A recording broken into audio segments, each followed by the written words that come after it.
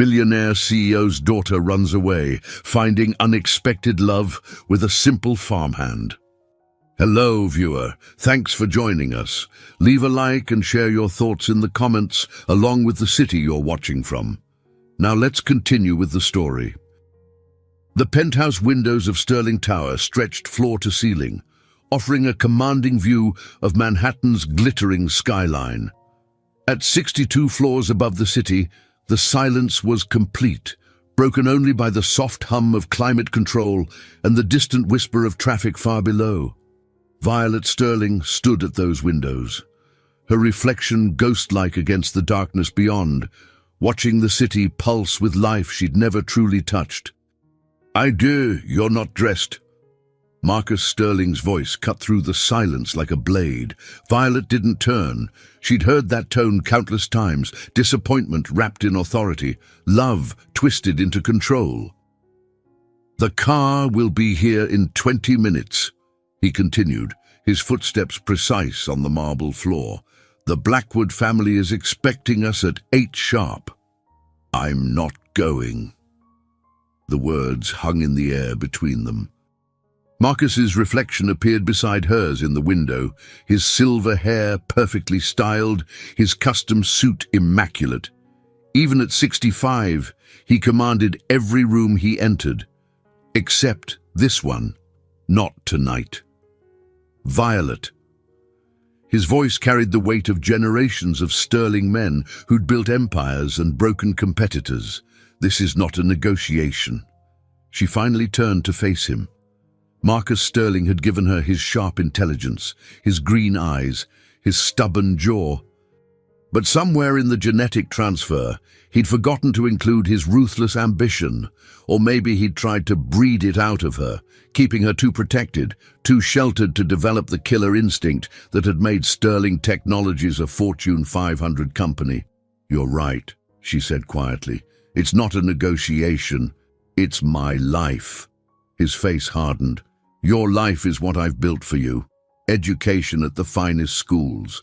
Travel. Culture. Opportunities most people can only dream of. A prison is still a prison, even if the bars are made of gold." "Don't be dramatic." Marcus moved to the bar cart, pouring himself 2 fingers of whiskey. His hands were steady, but Violet caught the slight tightness around his eyes. "Trevor Blackwood is a good man. Harvard MBA, clean record, shared values. The merger of our companies will make you richer and more powerful than you already are." Violet's voice rose despite her best efforts to stay calm. "And I'll be the signing bonus." Marcus took a sip of his whiskey, studying her over the rim of his glass. "You think this is about money? Isn't it always? This is about legacy, about securing your future, about ensuring that everything I've built doesn't crumble when I'm gone." He set down the glass with deliberate precision. "Trevor will take care of you." "I can take care of myself." "Can you?" The question was quiet, but it hit like a physical blow. "You've never held a job, never paid a bill, never lived anywhere but in homes I provided, eaten meals I didn't arrange, worn clothes I didn't buy. You exist in a world I created and maintain. Without me, what are you?" The words were designed to wound, and they found their mark. Violet felt something crack inside her chest, not her heart, but something deeper, her sense of self, maybe. The careful construct of identity she'd built on the foundation of being Marcus Sterling's daughter. "I guess we'll find out," she said. Something flickered across Marcus's face. Surprise, maybe. He'd expected tears, arguments, eventual capitulation. He'd miscalculated. "The announcement will be in the Times tomorrow," he said, his voice returning to its usual corporate smoothness. "Trevor's already spoken to his friends at Goldman Sachs. The merger documentation is prepared. Your engagement party is scheduled for next weekend. Cancel it." "I won't." Marcus straightened his cufflinks, a gesture Violet recognized as his tell. He was uncertain, but he'd never admit it. "You're my daughter, my responsibility." And you'll do what's best for this family. Or what? Or you'll discover exactly how much of your life depends on my goodwill. The threat hung between them like smoke. Violet understood perfectly. Her credit cards, her trust fund, her apartment in the village, all controlled by Sterling Technologies, all controlled by him. She was 22 years old, and she owned nothing.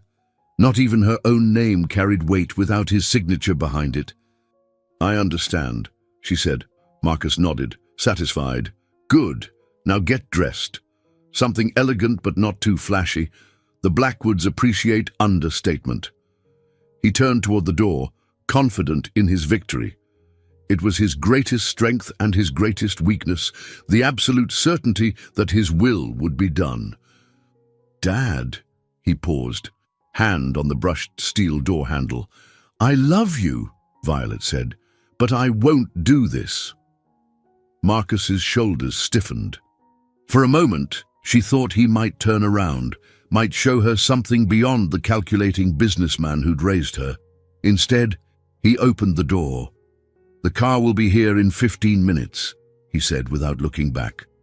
"Don't disappoint me." The door closed with a soft click, leaving Violet alone with her reflection and the weight of 22 years of other people's choices. She stood there for a long moment, watching the city lights blur through tears she wouldn't let fall. Not yet. The Sterling penthouse was a monument to success and a mausoleum of human warmth. Violet moved through rooms that looked like magazine spreads, perfect, untouched, devoid of the messy reality of actual living. The kitchen was marble and steel, designed for caterers rather than family meals. The dining room table seated 12, but had never seen a birthday cake. The library contained first editions that had never been read, purchased by the yard to project intellectual sophistication. Her bedroom was on the 3rd floor of the penthouse, a space that had been decorated by Manhattan's most expensive interior designer when Violet turned 16, cream silk wallpaper, antique French furniture, a bed that could sleep 4, but felt empty every night. Even her clothes had been chosen by someone else, a personal shopper who understood Marcus Sterling's vision of his daughter better than Violet understood herself. She opened her walk-in closet and stared at the rows of designer dresses, each one a costume for playing the role of the perfect daughter. How many times had she stood in this exact spot, preparing to become whoever Marcus needed her to be? The dutiful student at charity galas, the poised heiress at business dinners, the future wife at Trevor Blackwood's side. Her hands moved without conscious thought, pushing past the evening gowns and cocktail dresses to the back corner where she kept the clothes that were truly hers. Jeans she'd bought in secret during a rare, unsupervised shopping trip, sweaters that were comfortable rather than fashionable. A pair of hiking boots she'd ordered online and never worn, purchased during a late-night fantasy about walking somewhere, anywhere, under her own power. The backpack was hidden behind winter coats she'd never needed in New York's climate-controlled environments. It was small, practical, the kind of bag college students carried to class. She'd bought it 2 years ago, telling herself it was for weekend trips that never materialized. But deep down, she'd known what it was really for. Violet packed quickly, mechanically, 2 pairs of jeans, 3 sweaters, underwear, a heavy jacket she'd never worn, the hiking boots, a baseball cap to hide her distinctively red hair. Everything else could stay. Everything else was part of a life she was walking away from. The hardest part was leaving her mother's jewelry box. Catherine Sterling had died when Violet was 8. And her jewelry was the only connection to the woman who'd existed before Marcus had transformed her into the perfect corporate wife. But the pieces were too valuable, too recognizable. Taking them would be leaving a trail. Instead, she took her mother's leather journal, empty except for a single entry written in Catherine's careful handwriting. Sometimes the bravest thing you can do is admit you don't know what you're doing, and do it anyway. The elevator descended through Sterling Tower's 62 floors in silence. Violet watched the numbers count down, each floor marking another step away from the only life she'd ever known. At street level, the security guard looked up from his desk with surprise. "Miss Sterling, I thought you'd already left for dinner." "Change of plans, Jimmy." Jimmy Rodriguez had worked security for Sterling Technologies for 15 years. He'd watched Violet grow up in the few minutes she spent crossing the lobby between car and elevator. His own daughter was the same age, working 2 jobs to pay for community college. "You need me to call the car?" he asked. "No, thank you. I'm walking tonight." Jimmy's weathered face creased with concern. "It's pretty late, Miss Sterling. Your father would want—" "My father doesn't need to know everything I do." Something in her voice made Jimmy look at her more carefully. He saw the backpack, the casual clothes, the determined set of her jaw. He'd raised 3 daughters. He recognized the look. "You be careful out there," he said quietly. "I will.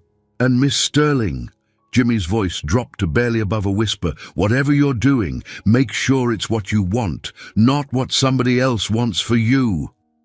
Violet met his eyes and saw understanding there. Jimmy knew what it was like to watch someone you care about make choices that seemed impossible from the outside. "Thank you, Jimmy." The revolving door spun her out onto the Manhattan sidewalk, and for the first time in her life, Violet Sterling was truly alone. The city that had always been a backdrop viewed from air-conditioned cars and tinted windows suddenly surrounded her with sound and smell and immediate presence, car horns and conversation, the scent of food trucks and exhaust, the press of people living their lives without anyone's permission. She walked 12 blocks to Port Authority, her backpack growing heavier with each step. The bus station was everything her sheltered world wasn't: chaotic, gritty, real. People slept on benches, argued over phone calls, carried their lives in shopping bags and backpacks like hers. At the ticket counter, a tired-looking woman with kind eyes looked up from her computer screen. "Where to, honey?" Violet stared at the board of destinations. Cities she'd never seen, places that existed beyond the boundaries of her father's influence. She closed her eyes and pointed. "Billings, Montana. Next bus leaves in 40 minutes. That'll be $237. Violet pulled out the cash she'd been saving for 2 years, money skimmed from shopping trips, birthday gifts converted to bills, everything she could accumulate without appearing on any of Marcus's financial reports. $600. Her entire fortune. "One way," she said. The ticket felt like a lifeline in her hand. Billings, Montana. She'd never been west of Philadelphia, had no idea what waited for her in Montana, except distance from everything that had defined her for 22 years. The Greyhound bus smelled like disinfectant and human exhaustion. Violet found a seat near the back, pulling her baseball cap low over her eyes. The other passengers were a cross-section of America that existed outside her father's corporate world.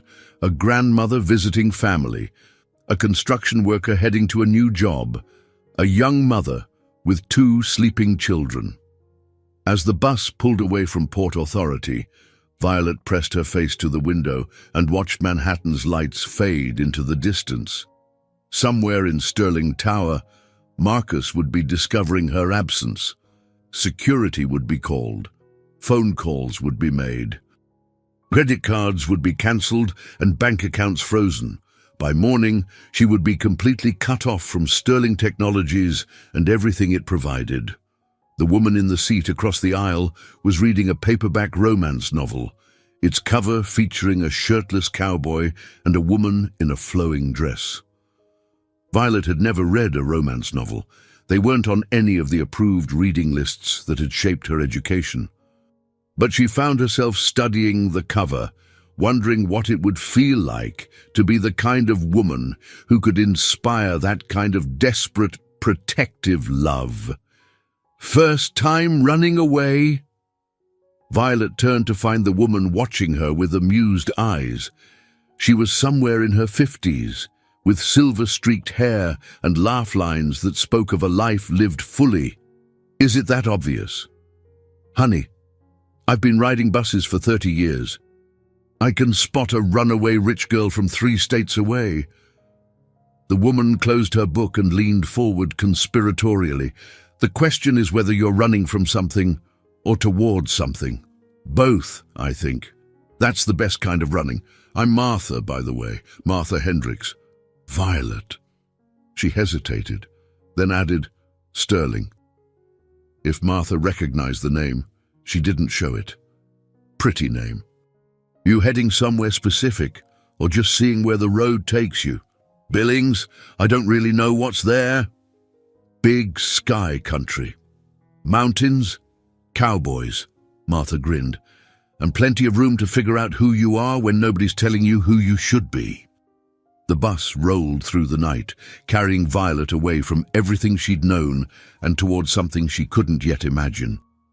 Outside the windows, the landscape gradually changed from urban sprawl to suburban neighborhoods to endless stretches of farmland. America was bigger than she'd ever realized, full of spaces where a person could disappear completely. She dozed fitfully, waking every few hours as the bus stopped in small towns with names she'd never heard. Harrisburg, Cleveland, Chicago. Each stop took her further from Marcus's reach, but also further from any kind of safety net. By the time they reached the Great Plains, her $600 had dwindled to $450 after food and a toothbrush at a truck stop. The landscape outside Billings was unlike anything Violet had ever seen. Endless rolling hills stretched to the horizon, painted in shades of gold and green under a sky so vast it seemed to swallow the earth. Mountains rose in the distance like ancient sentinels, their peaks touched with snow even in late spring. The bus station in Billings was smaller than a single floor of Sterling Tower. Violet collected her backpack and stepped out into air that was cleaner and thinner than anything she'd breathed in Manhattan. The silence was overwhelming. No traffic, no construction, no constant hum of 8 million people living on top of each other. You look lost, honey. Violet turned to find an elderly man in a cowboy hat watching her with concerned eyes. He was probably in his 70s, with the kind of weathered face that spoke of decades spent outdoors. I'm looking for work, she said, the words feeling strange in her mouth. What kind of work? Any kind. The honesty surprised her. I don't have much experience, but I'm willing to learn. The man studied her for a long moment, taking in her designer jeans and pristine hiking boots, her obvious unfamiliarity with the landscape around them. Have you ever worked with horses? No, but you afraid of hard work? I don't think so. You running from the law? No, from a man, from my father. Something in the way she said it made the old man's expression soften. I'm Henry Patterson. I run a horse ranch about 40 miles outside town. My nephew Roy manages the day-to-day operations. We're short-handed this season, and we could use someone willing to work for room and board, plus a small wage. Violet felt her heart skip. I don't know anything about ranching. Most folks don't, when they start, but Roy's a good teacher, and horses are good judges of character. If they take to you, you'll do fine. Henry's eyes crinkled with what might have been amusement. Fair warning, though, it's not easy work. Dawn to dusk, 6 days a week. No room service, no maid service, no city conveniences. It sounds perfect. Don't decide yet. Let me drive you out to the ranch, let you see what you'd be getting into. If you want to turn around and catch the next bus back to wherever you came from, I'll pay for the ticket myself. Violet looked back at the bus station, then at the vast Montana landscape stretching endlessly in all directions. For 22 years, every decision had been made for her. Every choice had been filtered through Marcus's vision of what was appropriate, practical, profitable. Now, standing in the thin mountain air with dust on her pristine boots, she was about to make the first real decision of her life. "I'd like to see the ranch," she said. Henry's pickup truck was older than Violet, its paint faded by decades of Montana weather. The interior smelled like leather and hay, and something indefinably masculine that she would later learn was the scent of honest work. They drove through landscape that seemed designed to humble human ambition. Rolling hills that stretched beyond the horizon, cattle grazing in pastures that could have contained entire New York neighborhoods. "You never did tell me your name," Henry said, as they turned onto a dirt road that wound between fence posts. Violet Sterling. She waited for recognition, for the reaction that name usually provoked. Henry nodded as if she'd said Jane Smith. "Pretty name. Where you from?" "Violet Sterling." "New York." "City girl, huh?" He didn't make it sound like an insult. "What brought you all the way out here?" "I needed to get away. Family trouble, something like that." Henry was quiet for a while, navigating ruts in the road that would have challenged a Manhattan taxi driver. Finally, he said, "My wife used to say that sometimes you have to lose yourself completely before you can find out who you're supposed to be." "Is she?" "Cancer took her 3 years ago. 42 years of marriage, and I still expect to see her in the kitchen when I come in for lunch." His voice was matter-of-fact, but his hands tightened on the steering wheel. "Point is, she was a smart woman. And she always said that people who run towards something are different from people who just run away. What if you don't know which one you are? Then you keep moving until you figure it out." The ranch appeared gradually, emerging from the landscape like something that had grown there naturally.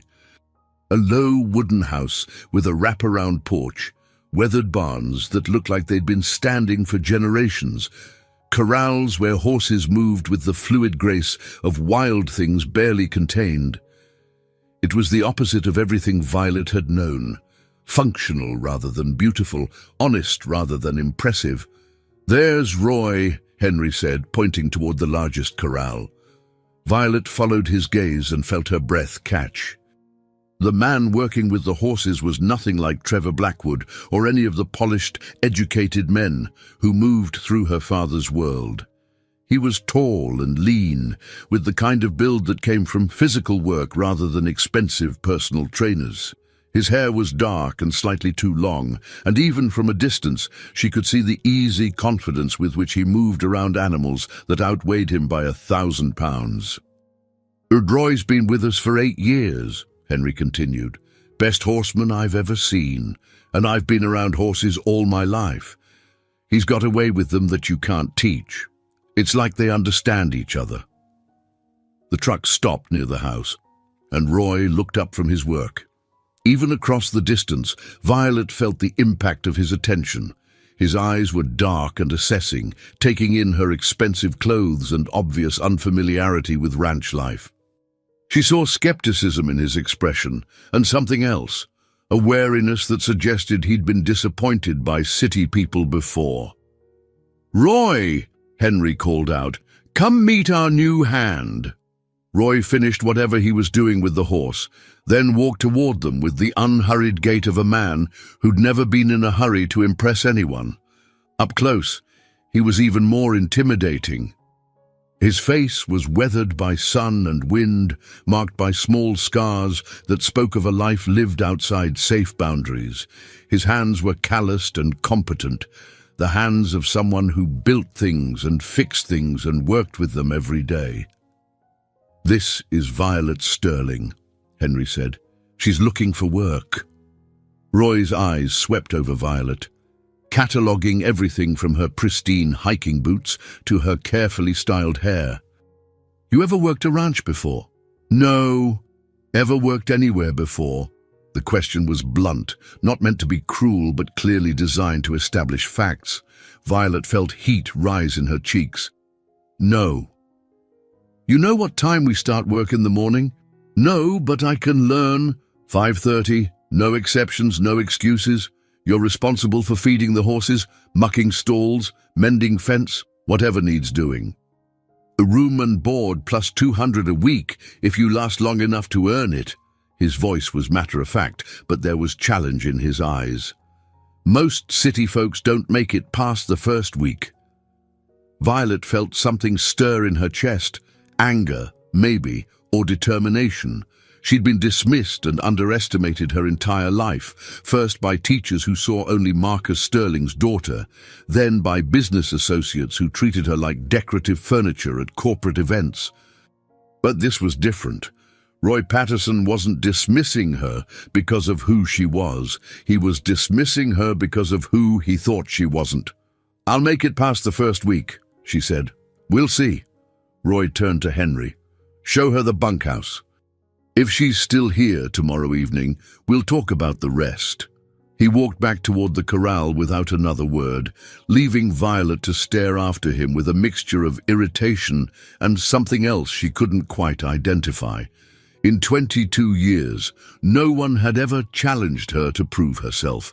They'd either tried to protect her or control her, but never simply expected her to perform. "Don't take it personal," Henry said, watching her expression. "And Roy's been burned before by folks who think ranch work sounds romantic until they try it. He's not being mean, he's being practical. He doesn't think I can do it. Neither do I, if I'm being honest, but that doesn't mean you can't prove us wrong." The bunkhouse was a small cabin about 50 yards from the main house, simple but clean. A single room with a bed, a dresser, and a small kitchenette. The bathroom was functional, but spotless. It was smaller than Violet's walk-in closet in Manhattan, and it was the first space that had ever been truly hers. "You sure about this?" Henry asked as she set her backpack on the narrow bed. Violet looked out the single window toward the corral where Roy was working with another horse. Even from this distance, she could see the patience in his movements, the quiet communication between man and animal. He was completely absorbed in his work, unaware of being watched, and there was something beautiful about his competence. "I'm sure," she said. The alarm clock beside the bed was older than anything in Sterling Tower, its luminous hands glowing faintly in the pre-dawn darkness. 5:15. Violet had been awake for an hour, listening to sounds she'd never heard before, wind through tall grass, the distant lowing of cattle, the whisper of silence that existed only in places far from cities. She'd spent most of the night staring at the ceiling, wondering if she'd made a terrible mistake. Her father would have discovered her absence by now. He'd be furious, calculating, mobilizing resources to bring her home.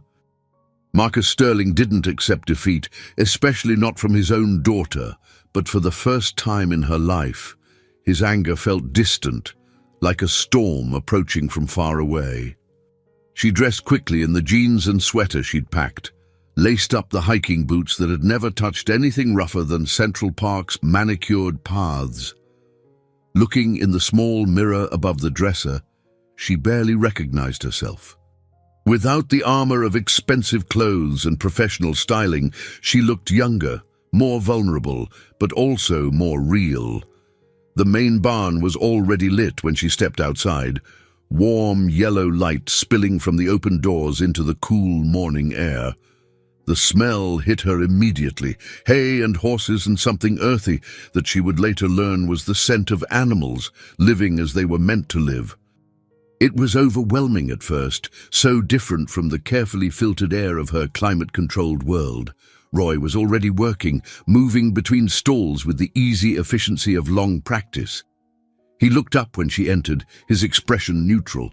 "You're late," he said. "It's 5:25. Work starts at 5:30. That means you're here at 5:15, ready to go." He handed her a pitchfork. "Start at the far end. Muck out each stall completely, then add fresh bedding.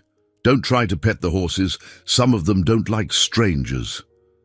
The pitchfork was heavier than she'd expected, its wooden handle smooth from years of use. The first stall contained a massive chestnut gelding who watched her approach with dark, intelligent eyes. She'd never been this close to a horse before, had never realized how large they were, how powerful.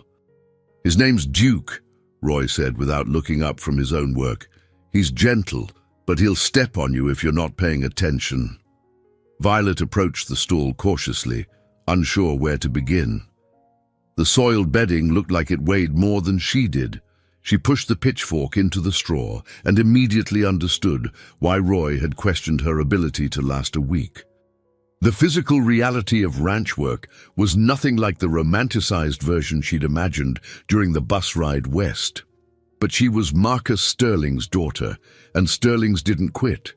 She might be spoiled and sheltered, but she was also stubborn and proud. If Roy Patterson expected her to fail, she would prove him wrong even if it killed her. The first stall took her 20 minutes. Roy finished 3 in the same time, working with a steady rhythm that made the task look effortless. He didn't comment on her speed or technique, but she felt his attention like a weight between her shoulder blades. By the time they finished the barn, her hands were blistered and her back ached in ways she'd never experienced. The sun was rising over the mountains, painting the sky in shades of pink and gold that would have made Manhattan's sunrises look pale by comparison. Roy moved toward the feed room, and she followed, determined not to ask for rest. "You ever been on a horse?" he asked as they measured grain into buckets. "No." "Today you learn. Can't work a ranch if you can't ride." The horse he brought out for her was a gentle mare named Buttercup, chosen specifically for beginners. But sitting on her back, even with Roy's patient instruction, was like balancing on a mountain that could move without warning. Violet had never felt so far from the ground, so completely dependent on another living being. "Relax," Roy said, walking beside them as Buttercup moved at a sedate walk. "She can feel your tension. Horses respond to confidence, not fear." "What if I fall?" "You will. Everyone does. The question is whether you get back on." It was the first time all morning that his voice had carried anything resembling kindness, and Violet found herself looking down at him with something that might have been gratitude. He was giving her the same patient attention he'd given the horses, teaching without judgment, correcting without criticism. She did fall twice. The first time, she landed hard on her tailbone, tasting dust and humiliation. Roy simply helped her up and pointed to the stirrup. "Again," he said. The second fall was gentler, a slow slide from the saddle when Buttercup shied at a rustling bush. This time, Violet stood up on her own, brushing dirt from her jeans with hands that shook only slightly. "Again," she said before Roy could speak. Something flickered in his expression, surprise, maybe approval. He held the stirrup steady while she mounted, and this time his touch was gentle rather than simply functional. "Better," he said. Lunch was a silent affair. Henry had left sandwiches in the kitchen of the main house, and they ate standing at the counter, too tired for conversation. Violet's entire body ached, muscles she'd never known she possessed announcing their existence with every movement. But she'd completed her first morning of ranch work, and despite Roy's obvious expectations, she was still here. "This afternoon we're moving cattle to the south pasture," Roy said, finishing his sandwich in 3 efficient bites. "You'll stay here and repair fence line behind the barn. Wire cutters and pliers are in the tool shed. I want to help with the cattle." Roy looked at her as if she'd volunteered to perform brain surgery. "You've been on a horse for 2 hours. Moving cattle requires skill you don't have." "Then teach me. Ranch work isn't a game. One mistake around cattle can get someone hurt. Someone besides you." The dismissal stung, but Violet recognized the truth in it. She'd wanted to prove herself, but she was still thinking like Marcus Sterling's daughter, demanding participation in decisions she wasn't qualified to make. "Show me how to fix the fence," she said. Roy's expression shifted slightly, as if her response had surprised him. "Follow me." The fence repair was tedious, requiring her to splice new wire into gaps where cattle had pushed through. Her hands, already blistered from the morning's work, soon began to bleed. Roy watched her struggle for several minutes before approaching with a pair of work gloves. "Should have given you these earlier," he said. The gloves were too large, clearly his own, but they made the work bearable. There was something oddly intimate about wearing them, about having her hands surrounded by leather that carried the warmth and scent of his skin. "You're getting the hang of it," he said after she'd successfully completed a section of fence. "It's not that complicated. Simple doesn't mean easy. Most city folks never learn the difference." Violet looked up from her work to find him watching her with an expression she couldn't read. "You really think I won't last the week? I think you're trying to prove something to someone who isn't here." The observation was too accurate to be comfortable. Maybe. The only person you need to prove anything to is yourself. "Is that what you did?" Roy was quiet for so long that she thought he wouldn't answer. When he finally spoke, his voice was careful, measured. "I came here 8 years ago with nothing but the clothes on my back and too much pride to ask for help. Henry gave me a chance when no one else would. I've been trying to earn it ever since." "What were you running from?" "Myself, mostly." The honesty in his answer surprised her. Everyone in her world spoke in careful euphemisms, protecting themselves with layers of polite deception. Roy's directness was both refreshing and unsettling. "Did you find what you were looking for?" "I found work that mattered, people who trusted me. Peace, I guess." He adjusted his hat against the afternoon sun. "What about you? What are you looking for?" Violet considered the question while she worked on another section of wire. In Manhattan, the answer would have been automatic. She was looking for purpose, for independence, for the chance to make her own choices.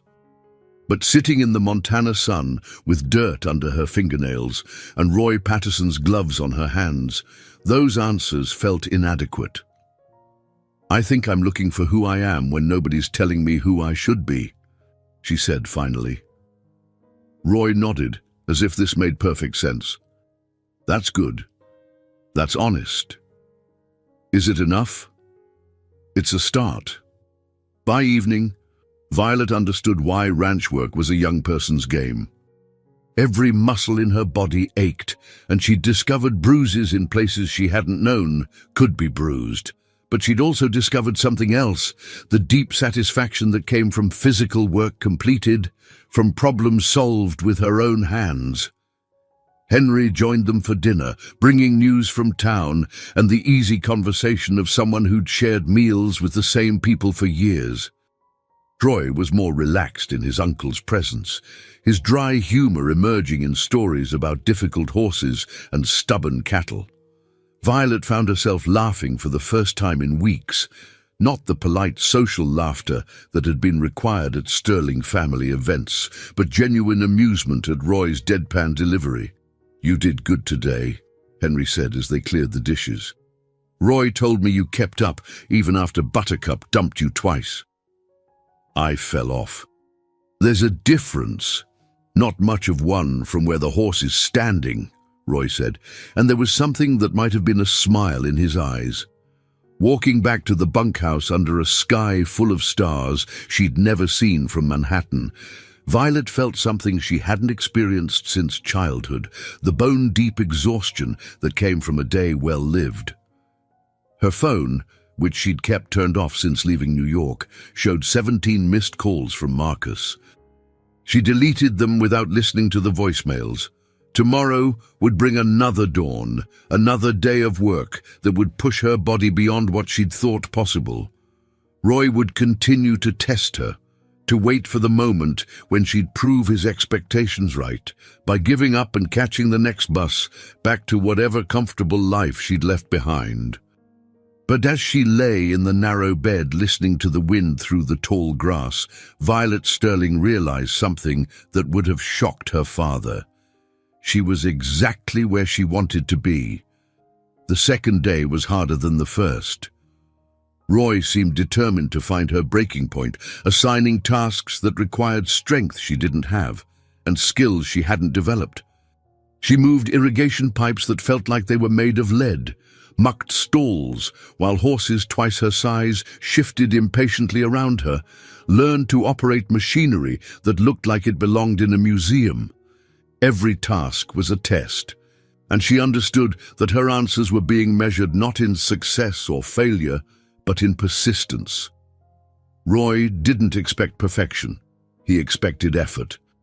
The difference was subtle but crucial, and it changed everything about how she approached the work.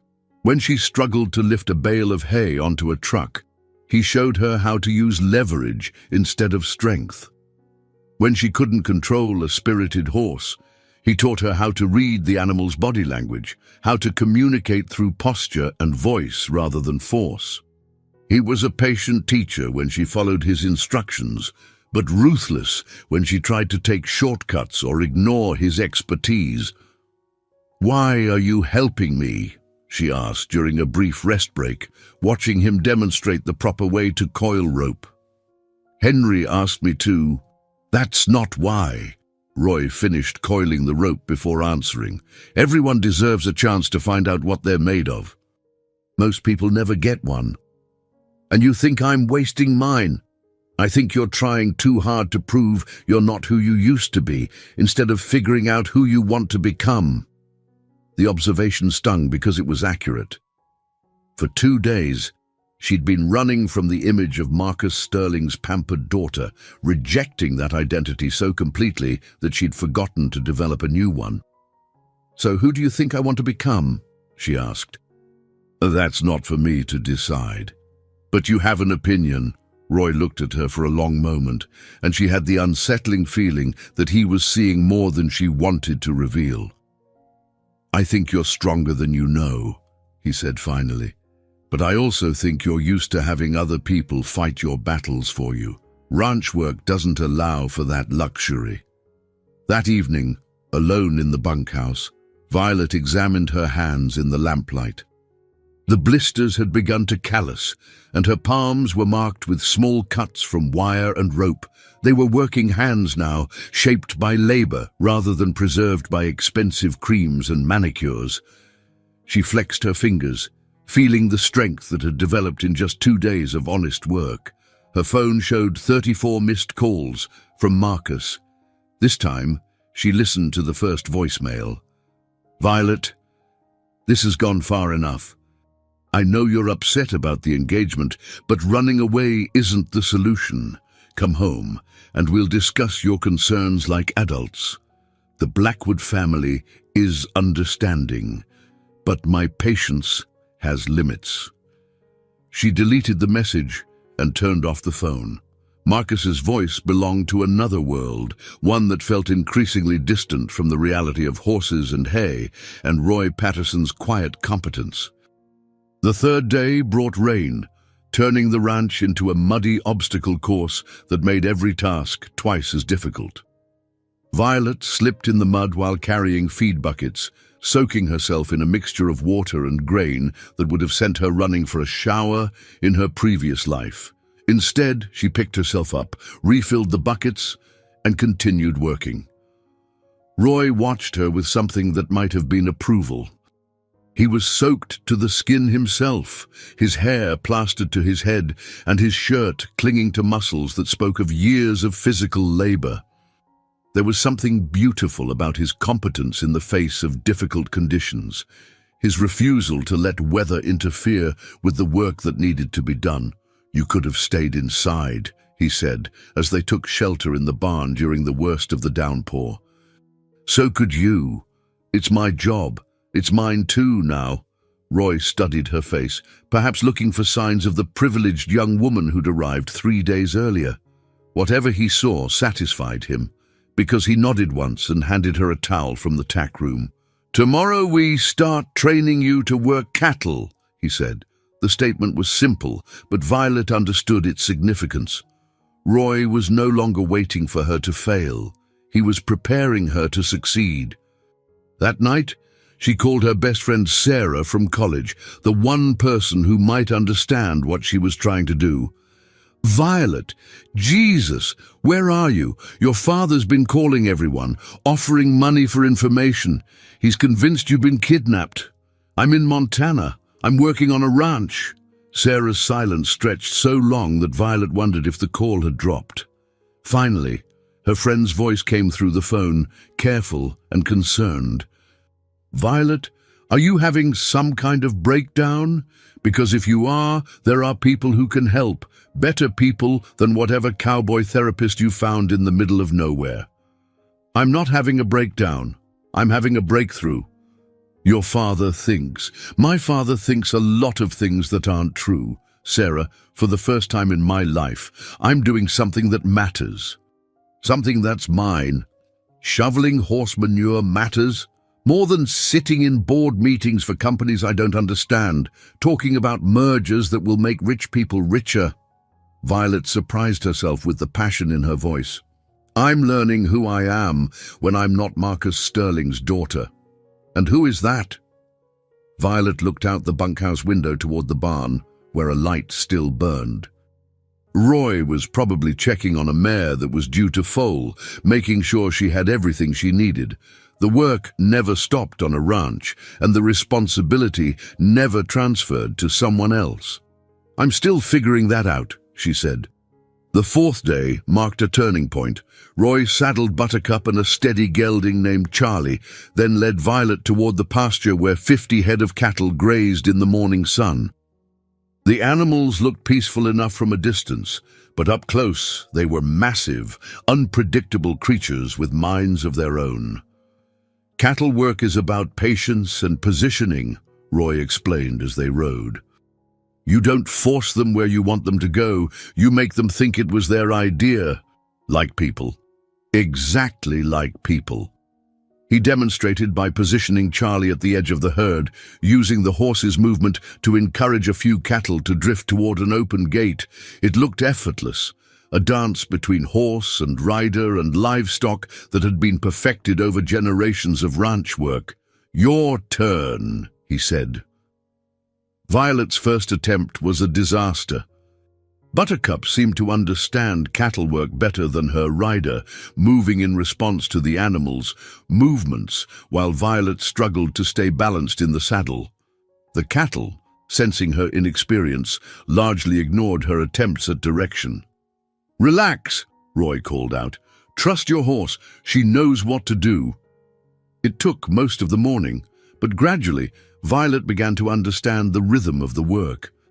It was like learning a new language, one spoken through position and movement rather than words. When she finally succeeded in guiding a small group of cattle through the gate, the satisfaction was unlike anything she'd experienced in her controlled, cushioned life. "Good," Roy said, and she realized it was the first unqualified praise he'd given her. That afternoon, Henry drove into town for supplies, leaving Violet and Roy alone at the ranch for the first time. The difference was subtle but unmistakable. Without his uncle's gentle presence, Roy seemed more guarded, more aware of the fact that they were a man and woman working together in isolation. "Tell me about your family," Violet said as they repaired a water trough. "Not much to tell. My parents died when I was 17. Henry's the only family I have left." "I'm sorry. It was a long time ago." But the way he said it suggested that some wounds never completely healed. Violet understood that feeling. She'd been emotionally orphaned by her mother's death and her father's inability to see her as anything more than an extension of his business empire. "Is that why you came here, after they died?" Roy was quiet for so long that she thought he wouldn't answer. When he finally spoke, his voice was carefully neutral. "I made some mistakes after they died. Got involved with people I shouldn't have trusted. When it all fell apart, Henry offered me a place to start over." "What kind of mistakes?" "The kind that teach you the difference between being smart and being wise." Violet wanted to press for details, But something in Roy's expression warned her off. Everyone was entitled to their secrets, and his past was clearly a source of pain he wasn't ready to share. They worked in comfortable silence for the rest of the afternoon, their movements gradually synchronizing as they learned to anticipate each other's actions. There was something profoundly intimate about shared physical labor, about working toward a common goal without the need for constant conversation. When Henry returned from town, he found them sitting on the porch steps, sharing a beer and watching the sun set over the mountains. Neither of them spoke much, but the silence was companionable rather than awkward. "You two look like you've been working hard," Henry said, climbing the steps with a slight grunt. "She's getting the hang of it," Roy said, and Violet felt a warm glow of accomplishment at his words. "I called your father," Henry said quietly. The words hit Violet like a physical blow. She'd been so focused on the work, on proving herself to Roy and learning to survive in this new environment, that she'd almost forgotten about Marcus and the world she'd left behind. "What did you tell him?" "That you're safe and working hard, that you're not ready to come home." "What did he say?" Henry's weathered face was kind but serious. "He's coming here. Tomorrow, probably. He wants to talk to you." Roy stood abruptly, his beer bottle hitting the porch rail harder than necessary. "I should check on the mare." He walked toward the barn without looking back, leaving Violet alone with Henry and the crushing weight of her father's approaching presence. "He's scared," Henry said softly. "Roy, your father. He's scared he's lost you for good." Violet looked toward the barn, where Roy's silhouette was visible in the doorway. In 4 days, she'd discovered parts of herself she'd never known existed. She'd learned that she was stronger than she'd believed, more capable than anyone had given her credit for. She'd also learned what it felt like to earn someone's respect through effort rather than inheritance. "Maybe he has," she said. Marcus Sterling arrived at dawn in a black SUV that looked as out of place on the ranch as a tuxedo in a barn. Violet watched from the bunkhouse window as her father emerged from the passenger seat, his Italian leather shoes touching Montana dirt for the first time. Even at 6 in the morning, his suit was immaculate, his silver hair perfectly styled. 2 men in identical dark suits flanked him. Security, she realized with a sinking heart. Roy was already in the barn, but she could see him watching through the open doors. His posture was tense, protective in a way that made her chest tight, with something she didn't want to examine too closely. Henry met Marcus halfway across the yard, and even from a distance, Violet could see the contrast between the 2 men. Henry's weathered hands and worn jeans against Marcus's corporate armor. 2 different worlds, 2 different definitions of strength. She dressed quickly and walked toward the confrontation, her heart hammering against her ribs. Marcus saw her coming, and his expression shifted from controlled anger to something that might have been relief. "Violet," his voice carried across the morning air, commanding as always. "We're going home." "No, we're not." Marcus's jaw tightened. He wasn't accustomed to being contradicted, especially not by his daughter in front of strangers. His gaze swept over her work clothes, her dirt-stained hands, the way the Montana sun had already begun to bronze her skin. "Look at yourself," he said quietly. "This isn't who you are. It's who I'm becoming. You're playing dress-up. This isn't real life, Violet. It's a fantasy, and it ends now." Roy emerged from the barn, moving with the quiet confidence that had become familiar to her over the past 4 days. Marcus's security team shifted position, their hands moving toward their jackets in a gesture that spoke of long training and recent orders. "Is there a problem here?" Roy asked, his voice level but carrying undertones that suggested he'd dealt with trouble before. Marcus studied Roy with the calculating gaze he usually reserved for business competitors. "You're the ranch hand who's been taking advantage of my daughter's temporary confusion. Dad, I'm Roy Patterson, Roy said, ignoring Violet's protest. And I haven't taken advantage of anyone. No. Then why didn't you contact me the moment she arrived? A young woman with obvious resources running from something clearly in distress. Any decent person would have given her what she was asking for, Roy interrupted. A chance to make her own choices. The two men faced each other across 10 feet of Montana dirt, and Violet felt the weight of everything unsaid between them. Marcus saw a threat to his control, a complication in the carefully ordered world he'd built for his daughter. Roy saw what he'd always seen, someone trying to buy what couldn't be purchased. Violet, Marcus said, without taking his eyes off Roy, get in the car. No, this isn't a negotiation. You're right, it's not. Violet stepped between the two men, feeling the strange power that came from having nowhere left to fall. I'm 22 years old, Dad. I can make my own decisions. Can you? You've been here 4 days, playing cowgirl with strangers who filled your head with romantic nonsense about honest work and simple living. You have responsibilities, commitments. I have a life. Or I'm trying to build one.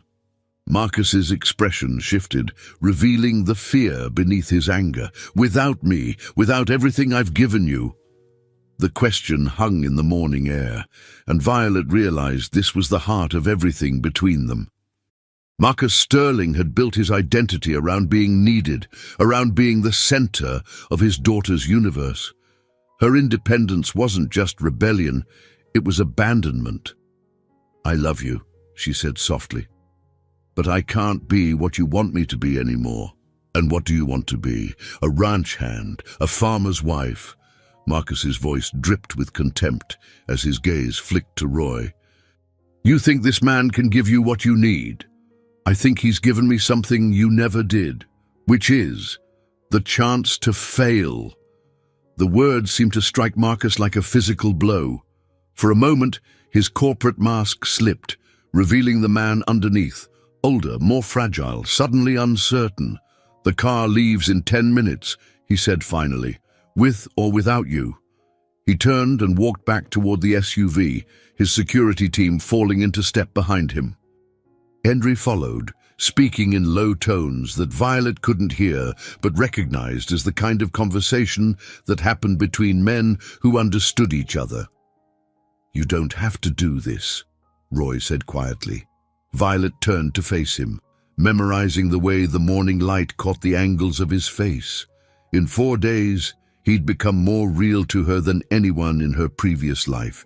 Not because he was perfect, but because he was honest. Yes, I do.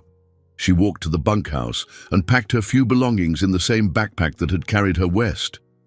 Everything fit easily. She'd acquired nothing in 4 days except calluses and the knowledge that she was stronger than she'd known. Roy was waiting by the barn when she emerged. He didn't try to convince her to stay, didn't make promises or declarations. Instead, he handed her a pair of worn leather gloves. In case you come back, he said. Violet took the gloves, feeling the weight of possibility in their scarred leather. What if I don't? Then you'll know you tried. Marcus's SUV was running, its engine purring with expensive efficiency. The security team stood at attention, waiting for orders. Henry approached Violet as she walked toward the vehicle. You're always welcome here, he said. Both of you remember that. She kissed his weathered cheek and climbed into the SUV beside her father. Through the tinted windows, she watched Roy's figure grow smaller as they drove away from the ranch, away from the first place that had ever felt like home. The private jet was everything Marcus Sterling's world represented, luxury insulated from reality, comfort divorced from consequence. Violet sat in butter-soft leather while Manhattan grew larger through the oval windows, feeling like she was watching her own imprisonment from the outside. Marcus worked on his laptop, making the calls and sending the emails that kept his empire running. Occasionally, he glanced at her, perhaps waiting for gratitude or apology. When neither came, he finally closed the computer. "The Blackwood dinner is tomorrow night," he said. "We'll announce your engagement then. I won't marry Trevor. You will, because the alternative is watching everything you've known disappear." Marcus's voice was calm, matter-of-fact. "Your trust fund, your apartment, your credit cards, all of it can vanish with a phone call. Do it." Marcus blinked, clearly not expecting that response. "Violet, make the call. Cut me off. See what happens. You think you can survive without me? 4 days of playing ranch hand, and you believe you understand the real world?" "I understand enough." Marcus was quiet for a long moment, studying her face as if seeing her clearly for the first time. "No, what did that man do to you? He treated me like I was capable of making my own mistakes. And that's what you want, to make mistakes. It's what I want, to earn my own successes." The limousine that met them at Teterboro carried them through familiar streets that felt alien after 4 days of Montana sky. The penthouse was exactly as she'd left it, perfect, sterile, unchanged. But Violet had changed, and the disconnect was jarring. Her room had been cleaned, her bed made with military precision. The clothes she'd left behind hung in organized perfection, designer costumes for a role she no longer wanted to play. She sat on the edge of the bed, Roy's gloves in her hands, and tried to remember who she'd been before she learned what it felt like to accomplish something real. Sarah arrived within an hour, summoned by Marcus to provide whatever support wealthy fathers believed their wayward daughters needed. She embraced Violet with genuine relief, then held her at arm's length to examine the changes 4 days had wrought. "You look different," Sarah said. "I feel different. Good different, or therapy different. Real different." Sarah's perfectly styled eyebrows drew together in concern. "Violet, you scared everyone. Your father was convinced something terrible had happened to you. Something wonderful happened to me. Working on a ranch is wonderful. Learning who I am is wonderful." Sarah sat beside her on the bed, her expression shifting from relief to worry. "And who are you?" Violet looked at Roy's gloves, remembering the weight of hay bales and the satisfaction of a fence well mended. "I'm someone who can do hard things. Someone who doesn't need permission to exist. Your father loves you. My father controls me. There's a difference. He's trying to protect you." "From what?" "From finding out that I'm stronger than he thinks. From discovering that his money can't buy the things that actually matter." Sarah was quiet for a moment, perhaps recognizing something in Violet's voice that hadn't been there before. "What about Trevor? He's a good guy, Violet. Stable. Successful. He's everything my father wants in a son-in-law." "And what do you want?" Violet closed her eyes and saw Roy working with the horses, patient and competent, and utterly without pretense. She saw Henry's kind eyes and the endless Montana sky, and work that mattered because it served something larger than profit margins. "I want to go home," she said. "You are home." "No, this is my father's home. I want to go back to the ranch." The Blackwood dinner was a command performance, staged in the private dining room of Manhattan's most exclusive restaurant. Trevor, Blackwood, looked exactly as Violet remembered, handsome in the way that came from good genes and better tailors, intelligent in the narrow way that elite education produced, ambitious in the focused way that old money demanded. He stood when she entered, his smile warm and confident. If he noticed the changes 4 days had wrought in her appearance, he was too well-bred to comment. "Violet, you look wonderful."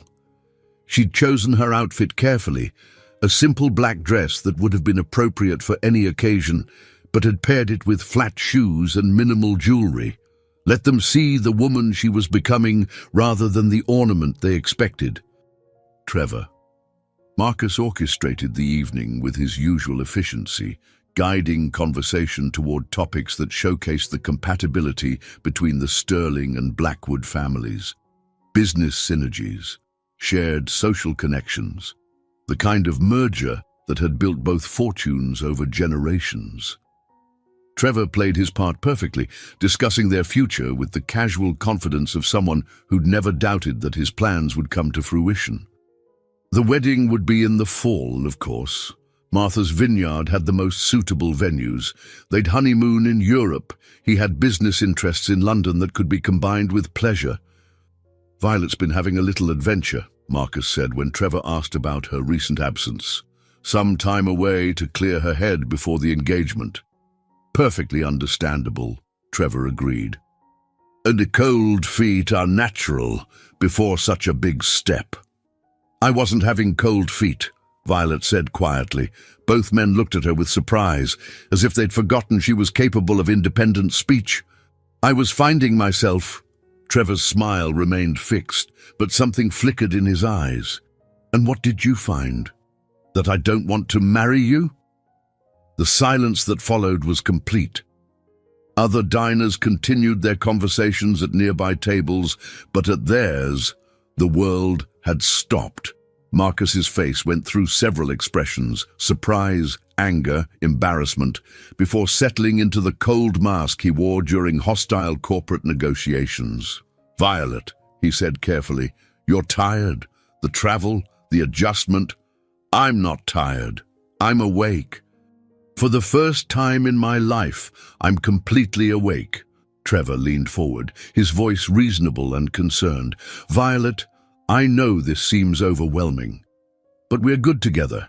Our families have been friends for generations. We understand each other's worlds. That's the problem. I don't want to understand this world anymore."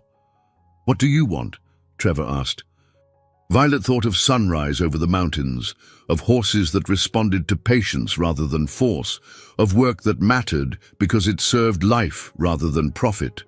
She thought of Roy's quiet competence and Henry's gentle wisdom, and the way silence could be peaceful rather than oppressive. "I want to build something real," she said. "This is real," Marcus interjected. "This restaurant, this opportunity, this future we've planned for you, it's all real. It's your real, not mine. And what's yours? That ranch, that man." The way he said, "that man," made Violet's chest tighten with protective anger. "His name is Roy Patterson, and he's more real than anyone in this room. He's using you." "For what?" "I have no money he can access, no connections he needs, no influence he wants. All I brought to his ranch was a willingness to work. And you think that's enough for a relationship? I think it's a place to start." Trevor cleared his throat, perhaps recognizing that the evening had moved beyond salvage. "Violet, I care about you. I want you to be happy. But you have to understand, this isn't just about us.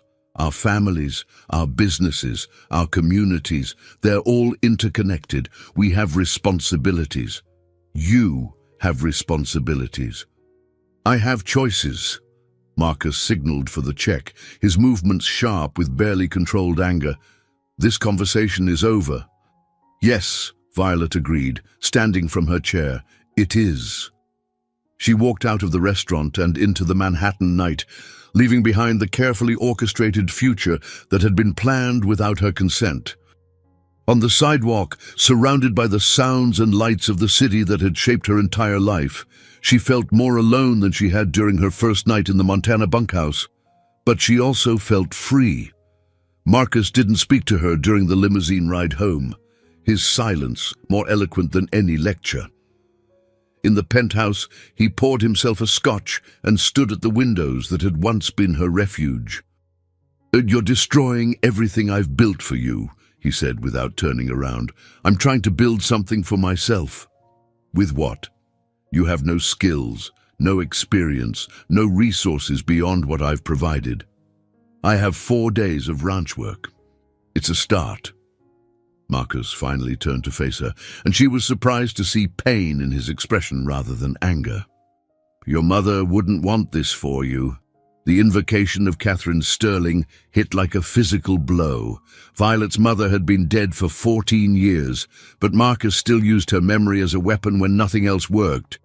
"Don't," She wanted you to be safe, protected. She made me promise. She's dead, Dad, and you've been using her ghost to control me ever since.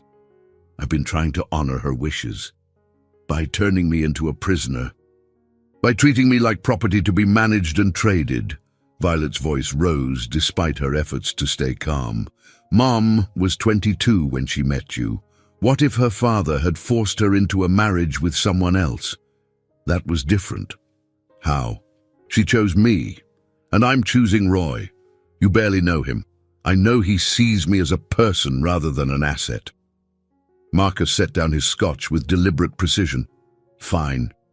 You want to make your own choices? Here's your choice. Marry Trevor Blackwood, take your place in the family business, and live the life I've prepared for you. Or walk away from everything, every dollar, every connection, every safety net I've built around you. I'll walk away. Think about what you're saying. I have thought about it. For 4 days, I thought about nothing else. Violet felt the strange calm that came from having nothing left to lose. You're right. I don't have skills or experience or resources, but I have something I've never had before, which is the chance to earn them. Marcus studied her face, perhaps looking for some crack in her resolve. When he found none, his expression hardened into the mask he wore during the most ruthless business negotiations. Leave, he said quietly. What? You want independence? You have it. Pack whatever you can carry and get out of my house. The words hit harder than she'd expected. Some part of her had believed that Marcus would relent, that his love for her would overcome his need for control. But Marcus Sterling didn't retreat from ultimatums, even when they broke his heart. Dad, you're not my daughter anymore. My daughter would never choose some ranch hand over her own family. Violet felt tears threatening, but refused to let them fall. And your daughter tried to choose you every day for 22 years, but you never wanted her. You wanted a reflection of yourself. She went to her room and packed the same backpack she'd carried to Montana, adding only Roy's gloves and her mother's journal. Everything else belonged to the life she was leaving behind. Marcus was still at the window when she returned to the living room. He didn't turn around when she set her keys and credit cards on the table, didn't acknowledge her presence when she whispered goodbye. The elevator carried her down through Sterling Tower for the last time, past offices where her future had been planned without her input, past conference rooms where her marriage had been negotiated like a merger. In the lobby, Jimmy Rodriguez looked up from his security desk with surprise. Miss Sterling. Little late for going out. I'm not coming back, Jimmy. Understanding flickered in his eyes. You sure about this? No, but I'm doing it anyway. Jimmy reached into his desk drawer and pulled out a $20 bill. Cab fare, he said. And Miss Sterling. Sometimes the scariest thing and the right thing are the same thing. Violet hugged the older man, feeling like she was saying goodbye to the last friendly face in her old world. Thank you. For everything. You take care of yourself. I will. The revolving door spun her out onto the Manhattan sidewalk, and this time she didn't look back. The Greyhound station at 3 in the morning was a different world from the one she'd left 5 days earlier. Fewer travelers, dimmer lights, the sense of people moving through darkness toward uncertain destinations. Violet bought her ticket with cash borrowed from Jimmy, then sat in a plastic chair to wait for the westbound bus. Her phone buzzed with a text from Sarah. Your father called. He's cutting off everything. Are you sure about this? Violet typed back, more sure than I've ever been about anything. Where will you go? Home. The bus that arrived was the same model that had carried her away from her old life, but everything else had changed. She was no longer running from something she feared. She was running toward something she wanted. The distinction made all the difference. Martha Hendricks was on the same route, heading back to Colorado after visiting family in New York. She looked up from her romance novel as Violet settled into the seat across the aisle. Well, "Look what the cat dragged in," Martha said with a grin. "You how'd the rich girl thing work out for you? Turns out I'm not very good at being rich, but you're pretty good at being stubborn. It's a family trait." Martha closed her book and leaned forward conspiratorially. "So what's waiting for you in Montana? Besides work that'll break your back and pay that won't cover your manicures." Violet thought of Roy's patient hands teaching her to coil rope, of Henry's kind eyes and gentle wisdom, of sunrise over the mountains and the deep satisfaction of work well done. "Everything," she said. The bus rolled west through the pre-dawn darkness, carrying her away from the glittering towers of Manhattan toward the wide sky of Montana. This time, Violet didn't watch the city disappear in the distance. Instead, she closed her eyes and slept dreamlessly, trusting the road to carry her home. The ranch looked exactly as she'd left it, but somehow smaller and larger simultaneously. Smaller because she now understood its boundaries, larger because she appreciated its possibilities. Henry's truck was parked near the barn, and smoke rose from the chimney of the main house. Life had continued without her, as she'd known it would. Roy was working with a young horse in the round pen, his movements fluid and patient as he guided the animal through basic maneuvers. He looked up when Henry's truck pulled into the yard, his expression shifting from mild curiosity to something more complex when he saw Violet climbing out of the passenger seat.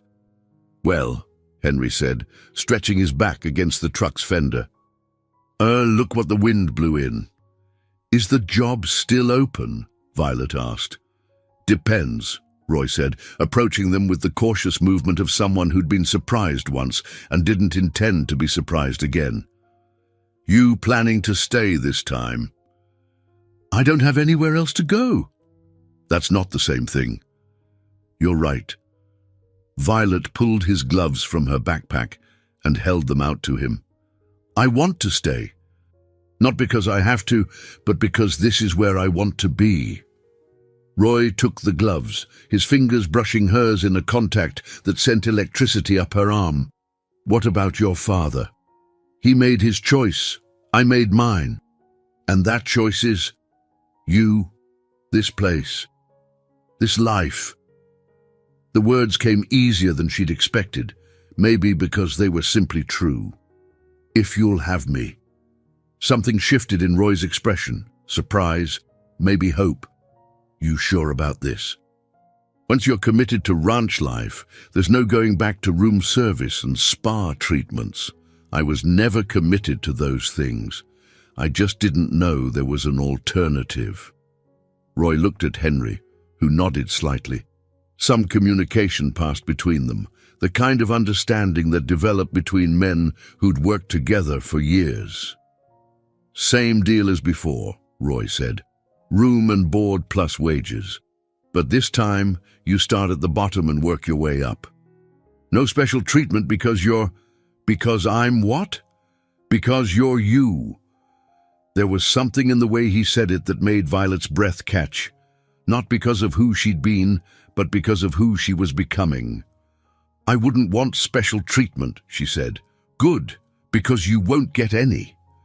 Henry cleared his throat, perhaps sensing undercurrents he didn't want to examine too closely.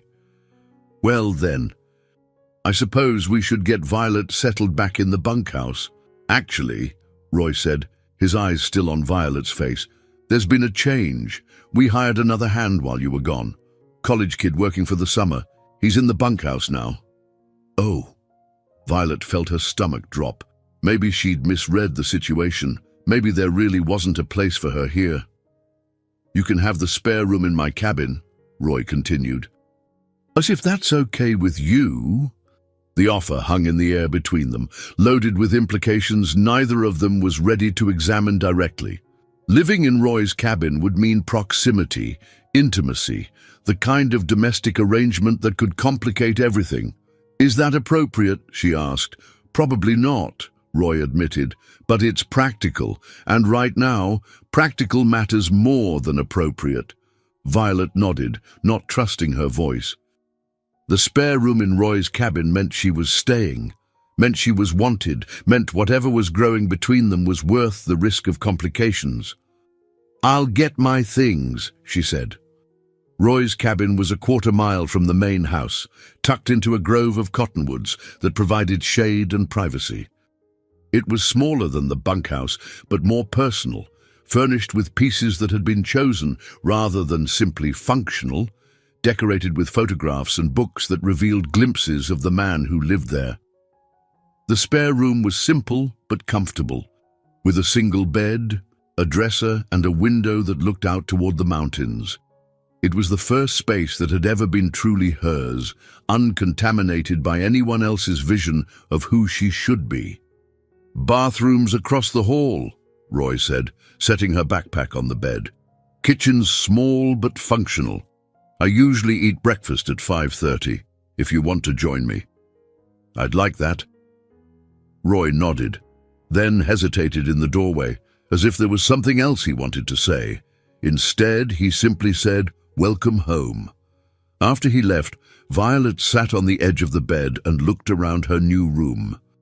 It wasn't much, probably smaller than some of the closets in the Sterling penthouse, but it was hers, earned through her own choices and defended through her own determination. She unpacked her few belongings, hanging her work clothes in the small closet and placing her mother's journal on the dresser beside the window. For the first time in her life, she was living with a man who wasn't related to her in a space that belonged to neither of them completely, but to both of them partially.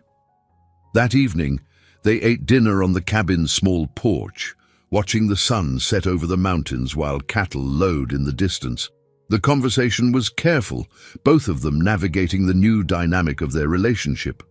"Why did you come back?" Roy asked, as they cleared the dishes. "Because I realized something while I was gone." "What's that?" "That home isn't where you're from, it's where you're understood." Roy was quiet for a long moment, perhaps processing the implications of her words. "And you feel understood here?" "I feel seen here, like who I really am matters more than who people think I should be." "Who do you really think you are?" Violet considered the question while she dried the dishes Roy washed. It was the same question Sarah had asked, the same question Marcus had challenged her to answer. But now, standing in Roy's kitchen with his shoulder brushing hers as they worked, the answer came easily. "I'm someone who's still figuring it out," she said, "but I know I want to figure it out here, with you." Roy's hands stilled in the soapy water. "Violet, I know it's complicated. I know I'm not what you expected when you agreed to teach some city girl how to muck stalls, but whatever this is between us, it's real, and I've never had anything real before." Roy turned to face her, his expression serious. "Your father was right about one thing. You don't know me, not really. You don't know where I come from or what I've done. Then tell me. Some things are better left buried. Not if they're keeping us from moving forward." Roy dried his hands on a kitchen towel, buying time to consider his words. "My parents died in a car accident when I was 17. I was angry, stupid, looking for someone to blame. I got involved with people who used that anger for their own purposes. What kind of people? The kind who rob banks." The words hung in the kitchen air, simple and devastating. Violet felt her world shift slightly, accommodating this new piece of information about the man she was falling in love with. "Did you? I drove the getaway car twice. The third time, someone got hurt, a security guard, not much older than I was. He lived, but barely." Roy's voice was flat, matter of fact, but she could hear the pain underneath. "I testified against the others, served 2 years in juvenile detention, got out when I turned 21. And then Henry gave me a job when no one else would. Gave me a chance to become someone other than the stupid kid who'd thrown his life away for people who didn't care about him." Violet absorbed this information, understanding now why Roy had been so skeptical of her motives, so protective of the life he'd built. He knew what it was like to lose everything, to have to rebuild from nothing. "Thank you for telling me," she said. "You're not going to run back to your father? Are you going to rob any banks while I'm here?" "No." "Then we're good." Roy smiled for the first time since he'd started talking, a real smile that transformed his entire face. "Just like that. Just like that. Everyone deserves a second chance, Roy. You gave me mine. I think you gave yourself yours. Maybe we gave them to each other." Living with Roy was both easier and harder than Violet had expected. Easier because they'd already established a working rhythm during her first week at the ranch. Harder because proximity revealed new layers of attraction that complicated their professional relationship. He was considerate without being solicitous, sharing space without crowding her, maintaining the careful distance of someone who'd learned not to expect permanence. But sometimes she caught him watching her with an expression that made her breath catch, and sometimes their hands brushed reaching for the same tool or opening the same door, and the air between them crackled with possibility. The work was easier now that she understood the rhythm of ranch life. Her hands had calloused, her back had strengthened, her seat on horseback had improved enough that Roy trusted her with more challenging tasks. She was becoming competent, and competence bred confidence. "You're different," Henry observed one evening as they sat on the main house porch, watching Roy work with a difficult horse in the round pen. "How so?" "Settled, like you've stopped fighting yourself." Violet considered this, watching Roy's patient movements as he worked with the horse. "I think I have. For the first time in my life, I'm not trying to be someone else. And what do you think of who you are?" "I think I'm stronger than I knew. More capable than anyone gave me credit for. Maybe even worthy of—" She stopped, not ready to finish that thought. Worthy of what? Of being loved for who I am instead of what I represent. Henry followed her gaze to where Roy was coiling rope, his movements economical and graceful. "He's a good man, Violet. Damaged, maybe, but good. He'd never hurt you intentionally. But he's been alone for a long time. Sometimes being alone becomes a habit that's hard to break."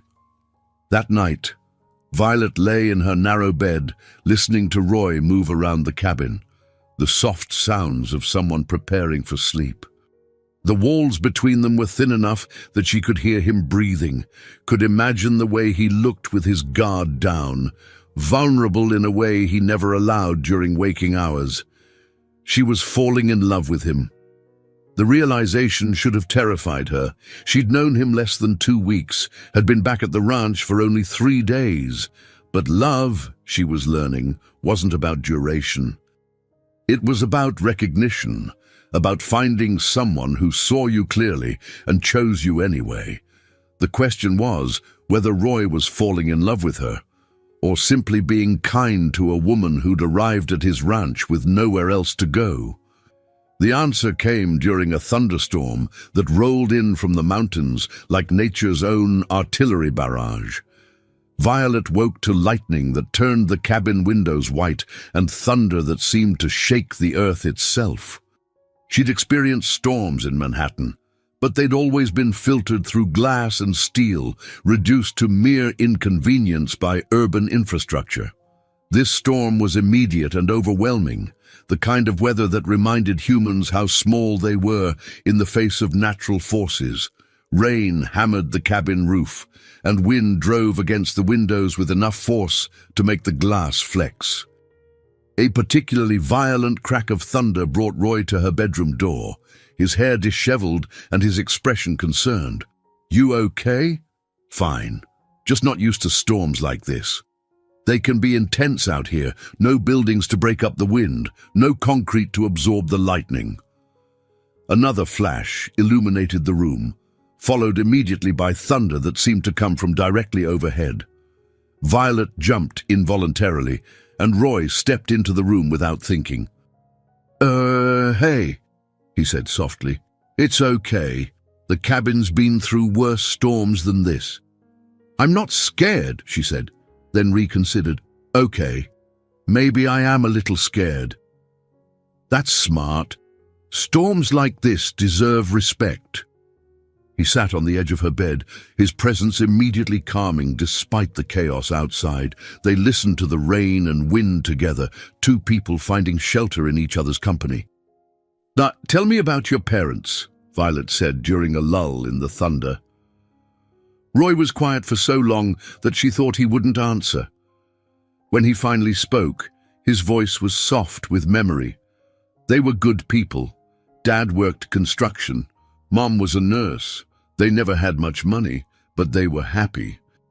I didn't appreciate it then, took it for granted that families were supposed to love each other unconditionally. What would they think of who you've become? I'd like to think they'd be proud, not of the mistakes I made, but of the way I've tried to make up for them. Another flash of lightning illuminated his profile, and Violet saw something in his expression that made her heart race. Vulnerability, maybe, or longing. I'm glad you came back, he said quietly.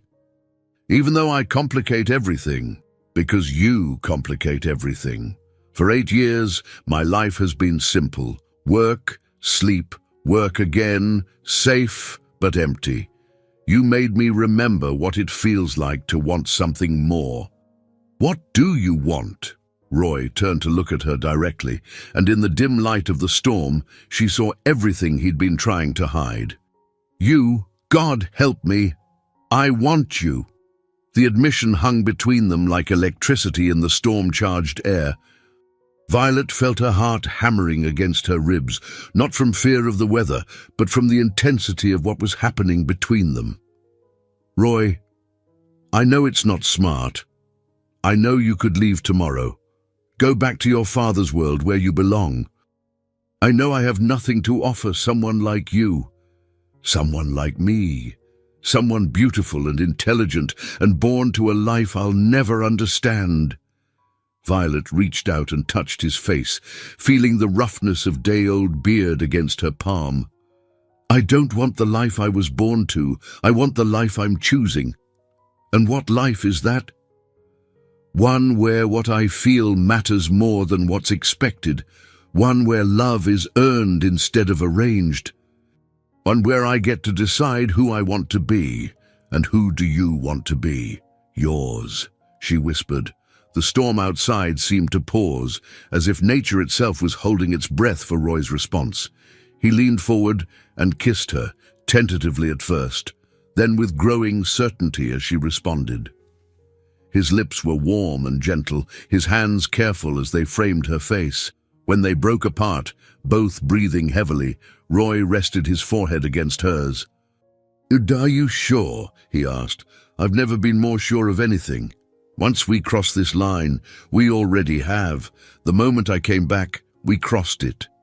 Roy kissed her again, deeper this time, with the passion of a man who'd been holding himself back for too long. Violet felt herself melting into him, into the moment, into the certainty that whatever happened next, this was right. The storm raged outside, but inside the cabin they found shelter in each other. Morning came gradually, the storm having passed during the night. Violet woke in Roy's arms, her head on his chest, listening to the steady rhythm of his heartbeat. For a moment, she simply lay there, memorizing the feel of his skin against hers, the weight of his arm around her waist, the way the morning light painted golden squares across his bedroom floor. "No regrets?" he asked softly, his voice rough with sleep. "None. You? Only that I waited so long to stop fighting what I was feeling." They lay in comfortable silence, both understanding that everything had changed between them. They were no longer just rancher and hired hand, no longer just two people finding their way in the world. They were partners now, in whatever form that partnership would take. "I have to tell you something," Violet said, Roy's body tensed slightly beneath her. "What?" "My real name. My full name, it's Violet Catherine Sterling. Okay, why is that important? Because Sterling Technologies is one of the largest companies in the country, because my father is worth billions of dollars, because when I told you I was running from family expectations, I didn't tell you how big those expectations were. Roy was quiet for a long moment, processing this information. Are you telling me I've been sleeping with an heiress? You've been sleeping with a woman who walked away from her inheritance to muck horse stalls. That's not the same thing. It is to me. Roy sat up, running his hands through his hair. Violet, do you understand what this means? Your father could destroy everything Henry and I have built here. One phone call, one legal challenge, and we could lose the ranch. He won't do that. How can you be sure? Because he's not evil. He's controlling and manipulative and convinced he knows what's best for everyone. But he's not vindictive. Not usually. Not usually. Violet sat up as well, suddenly aware that her admission had shifted the dynamic between them in ways she hadn't anticipated. Roy, my father's money doesn't change who I am. Doesn't it? You're talking about billions of dollars, Violet. That kind of money changes everything it touches. I walked away from it. But it's still there. It's still part of who you are, whether you want it or not. Then what are you saying? That we can't be together because of something I renounced? Roy stood and walked to the window, looking out at the ranch that had been his sanctuary for 8 years. I'm saying that I need to think about what this means. For all of us. Violet felt something cold settle in her stomach. You're having second thoughts. I'm being realistic. Last night was God. Last night was incredible, but in the daylight we have to face facts. You're not just some runaway rich girl. You're Marcus Sterling's daughter. That comes with complications I'm not sure I'm equipped to handle. So what do you want me to do? Leave. Roy turned back to her, his expression pained. I want you to give me time to figure out how to protect what we have here. The ranch, Henry, the life we've built. I won't let it all be destroyed because I fell in love with the wrong woman. The wrong woman? You know what I mean. No, I don't. Explain it to me. Roy sighed, clearly struggling with words that could devastate her. You're not wrong for me, Violet. You're perfect for me. But your world and mine, they don't mix. And eventually, you're going to have to choose. I already chose. You chose to run away. That's not the same as choosing to stay. The distinction hit her like a physical blow. Roy was right. Running from something wasn't the same as running towards something. And despite everything she'd said about building a new life, some part of her was still running. I need to get to work, Roy said, reaching for his clothes. We can talk about this tonight. But Violet knew there was nothing left to talk about. Roy had made his position clear. She was a liability, a complication that threatened everything he'd worked to build. Her money, her father, her past. They were insurmountable obstacles to the future she'd imagined. After he left, she sat on the edge of his bed, still wearing his t-shirt, and tried to understand how everything had changed so quickly. Last night, she'd felt like she'd finally found home. This morning, she felt like an intruder in someone else's sanctuary. Her phone, which she'd turned off the night before, showed missed calls from numbers she didn't recognize. She ignored them and dressed quickly, needing the familiar routine of ranch work to clear her head. But when she stepped outside, she saw a black SUV parked near the main house, and her blood turned to ice. Marcus had found her again.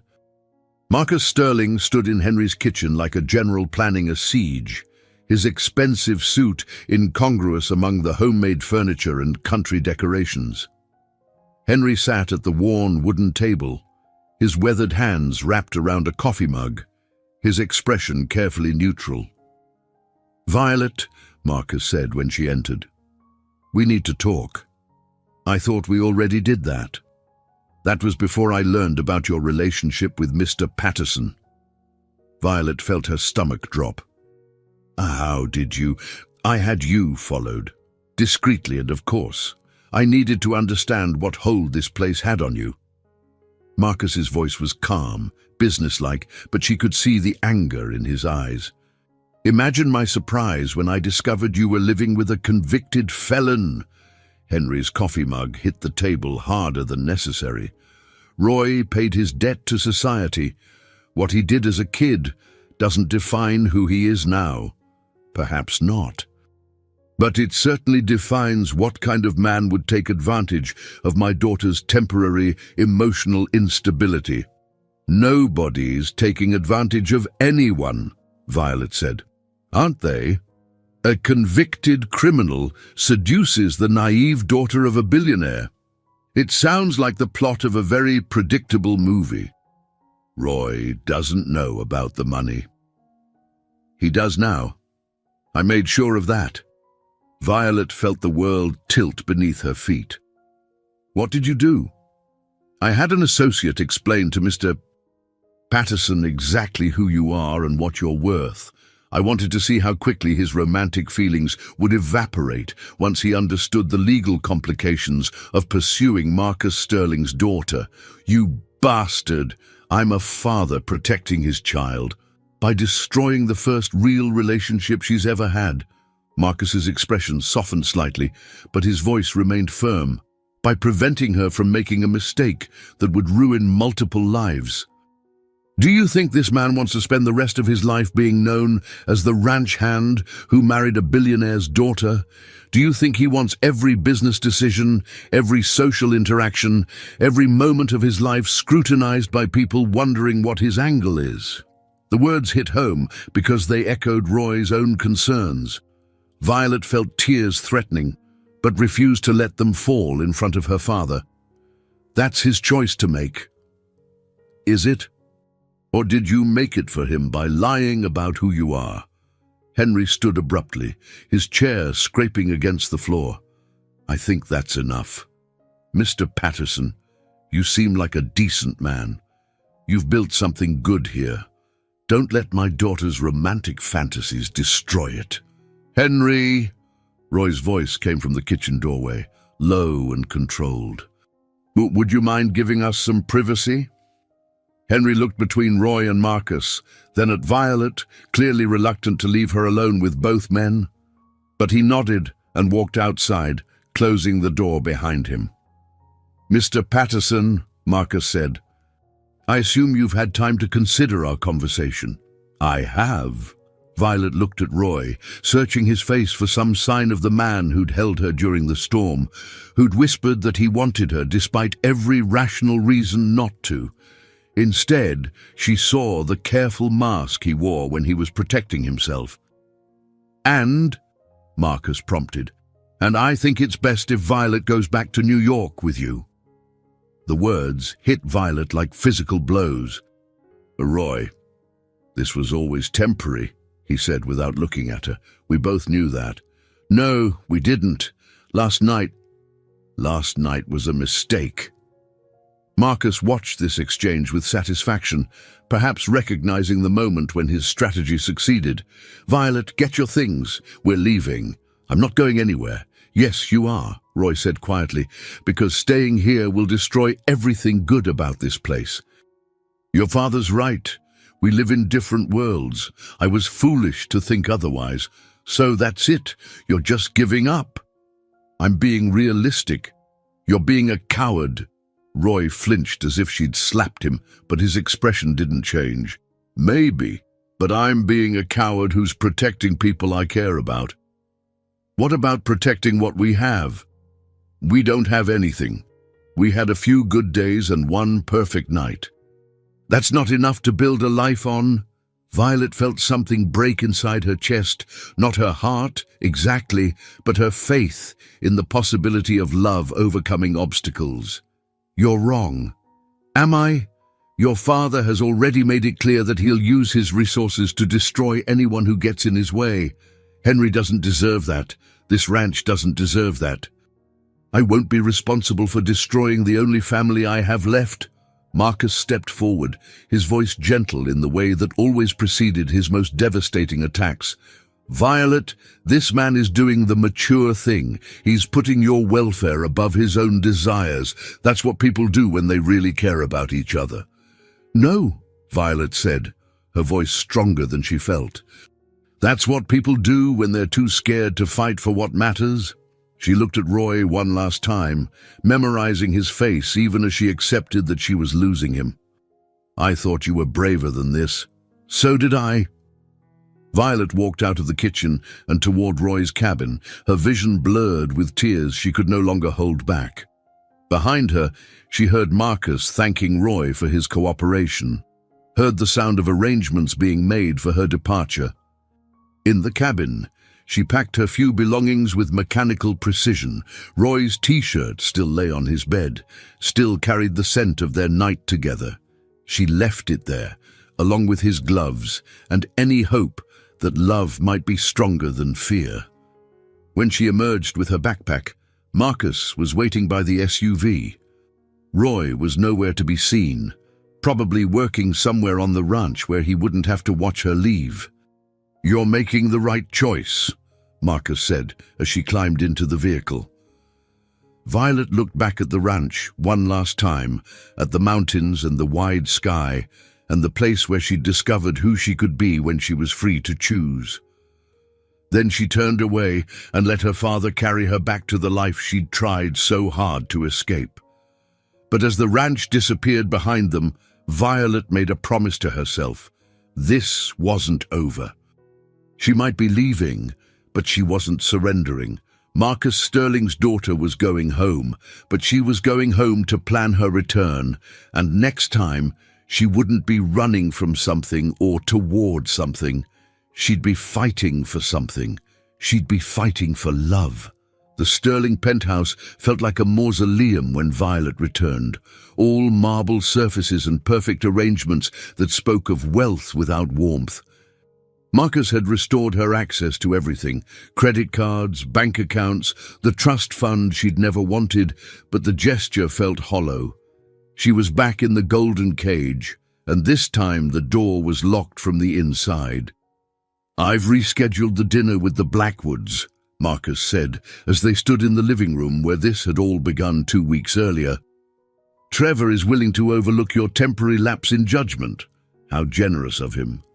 "Violet, I know you're upset, but you'll see, in time, you'll understand that I did this for your own good. By destroying the first real thing I've ever had." Marcus's expression softened with what might have been genuine regret.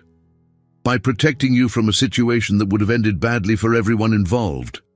That man cares about you. I could see that. But caring isn't enough when the obstacles are insurmountable.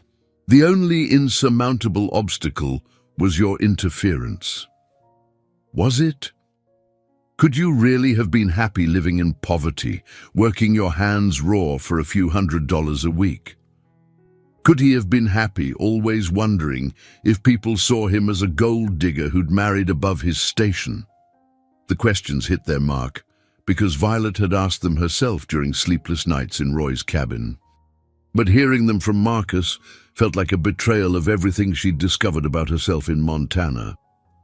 "We'll never know now, will we?" Marcus poured himself a scotch, his movements precise despite the exhaustion evident in his posture. "I won't apologize for protecting my daughter.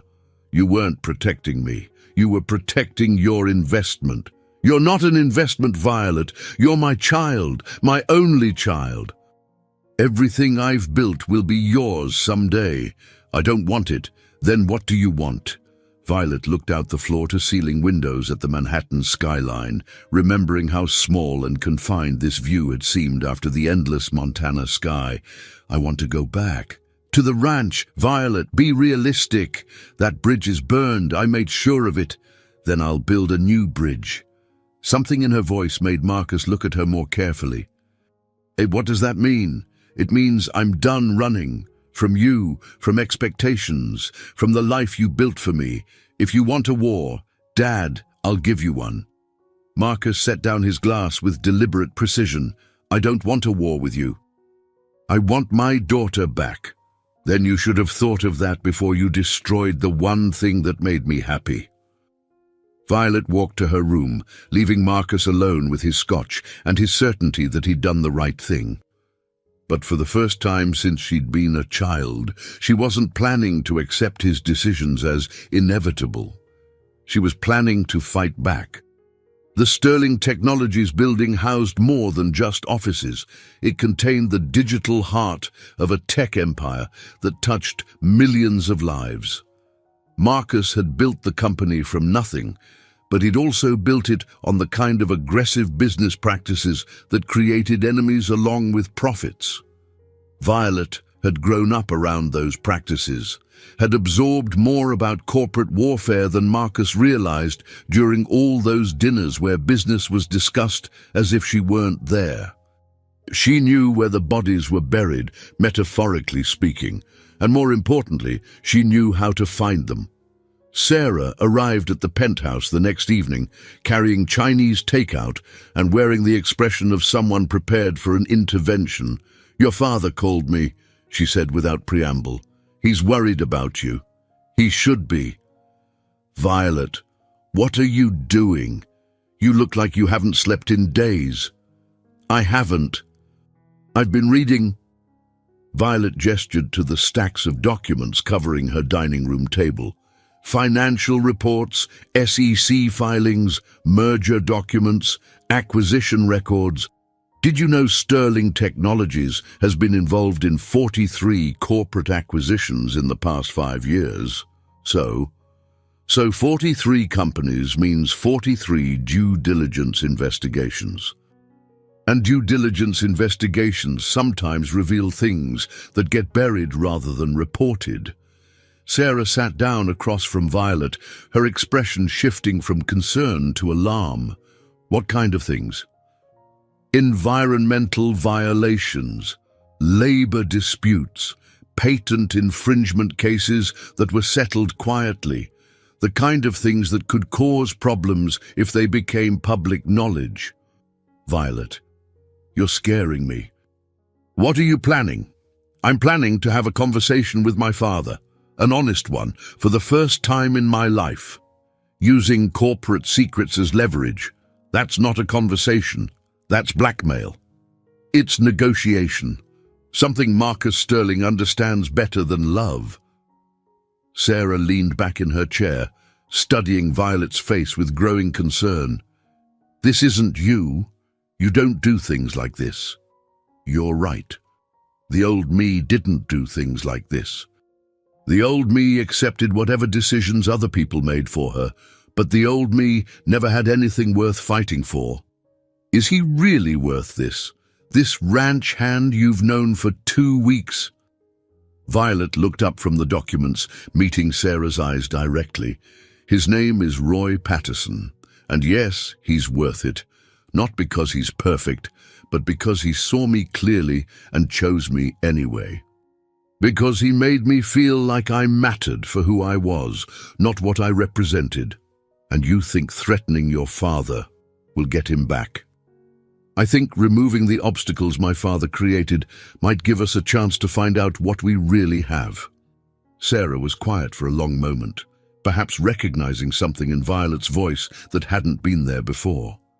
Determination, maybe, or desperation. What if it doesn't work? What if you burn down your relationship with your father and the cowboy still doesn't want you? Then at least I'll know I fought for something instead of just accepting whatever scraps of life other people decided to give me. And if your father calls your bluff, he won't, because it's not a bluff. The meeting was scheduled for 8 in the morning in Marcus's office, the same space where he'd made deals worth billions and destroyed competitors with surgical precision. Violet arrived early, wearing a black suit that projected authority rather than femininity, her hair pulled back in a style that emphasized the sterling jawline she'd inherited.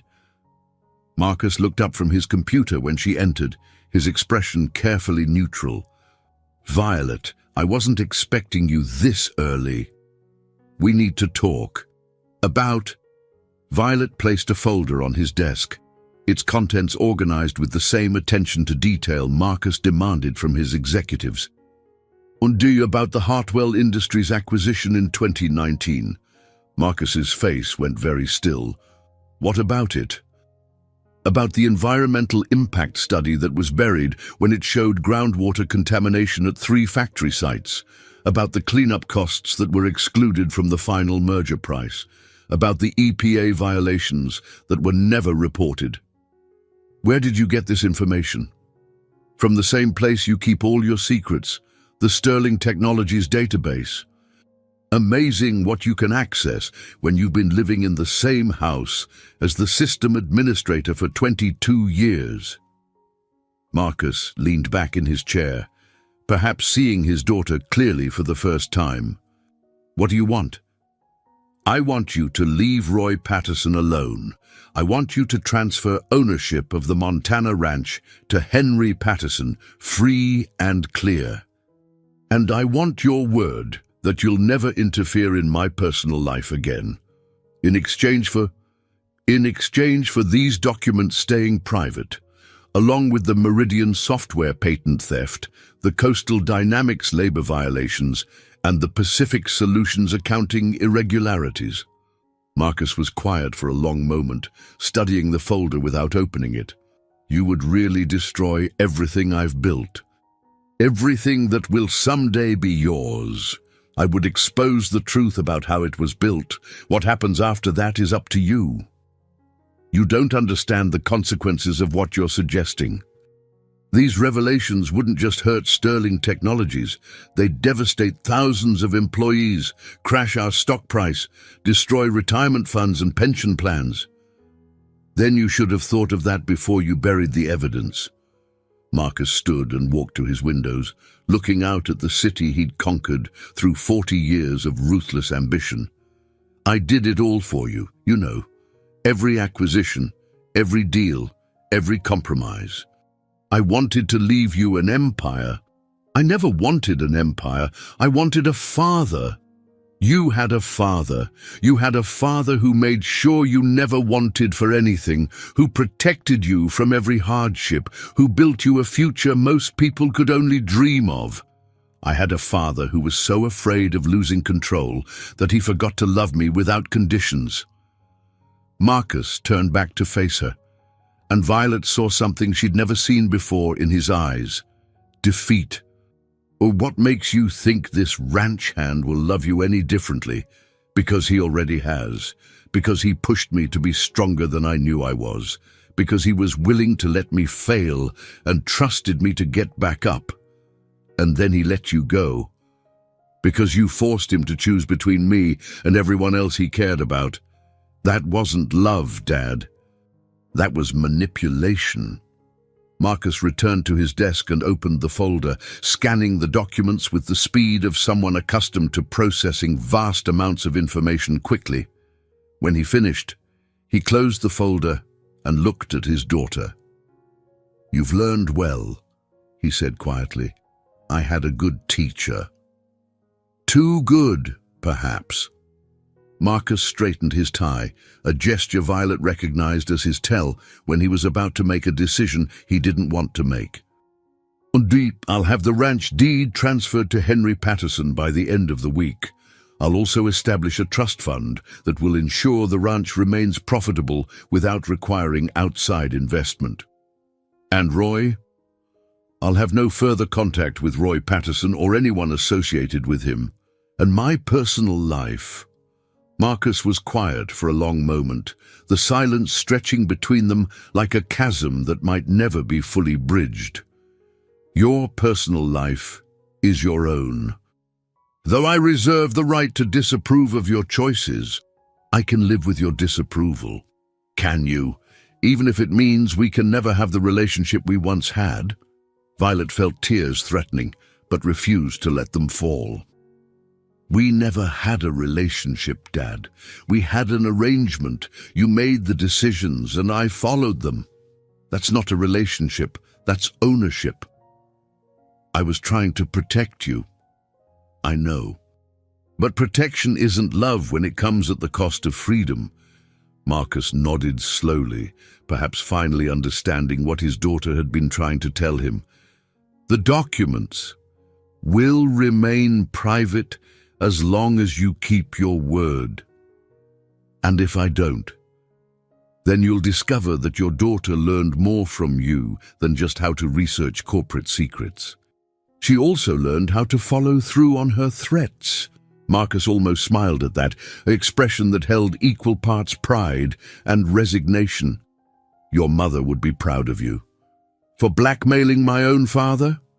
For refusing to accept a life you didn't choose? Catherine was 22 when she told her father she was marrying me instead of the man he'd picked for her. Her father was a steel baron who thought I was beneath his daughter's station. What happened?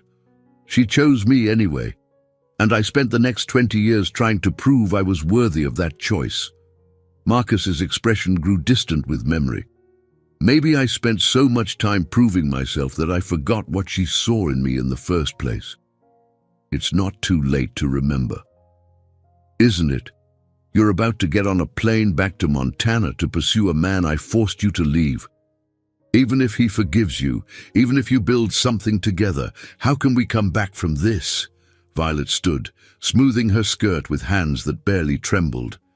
I don't know, but I'm willing to find out if you are. She walked to the door, then paused. Dad, I do love you, even if I don't like you very much right now.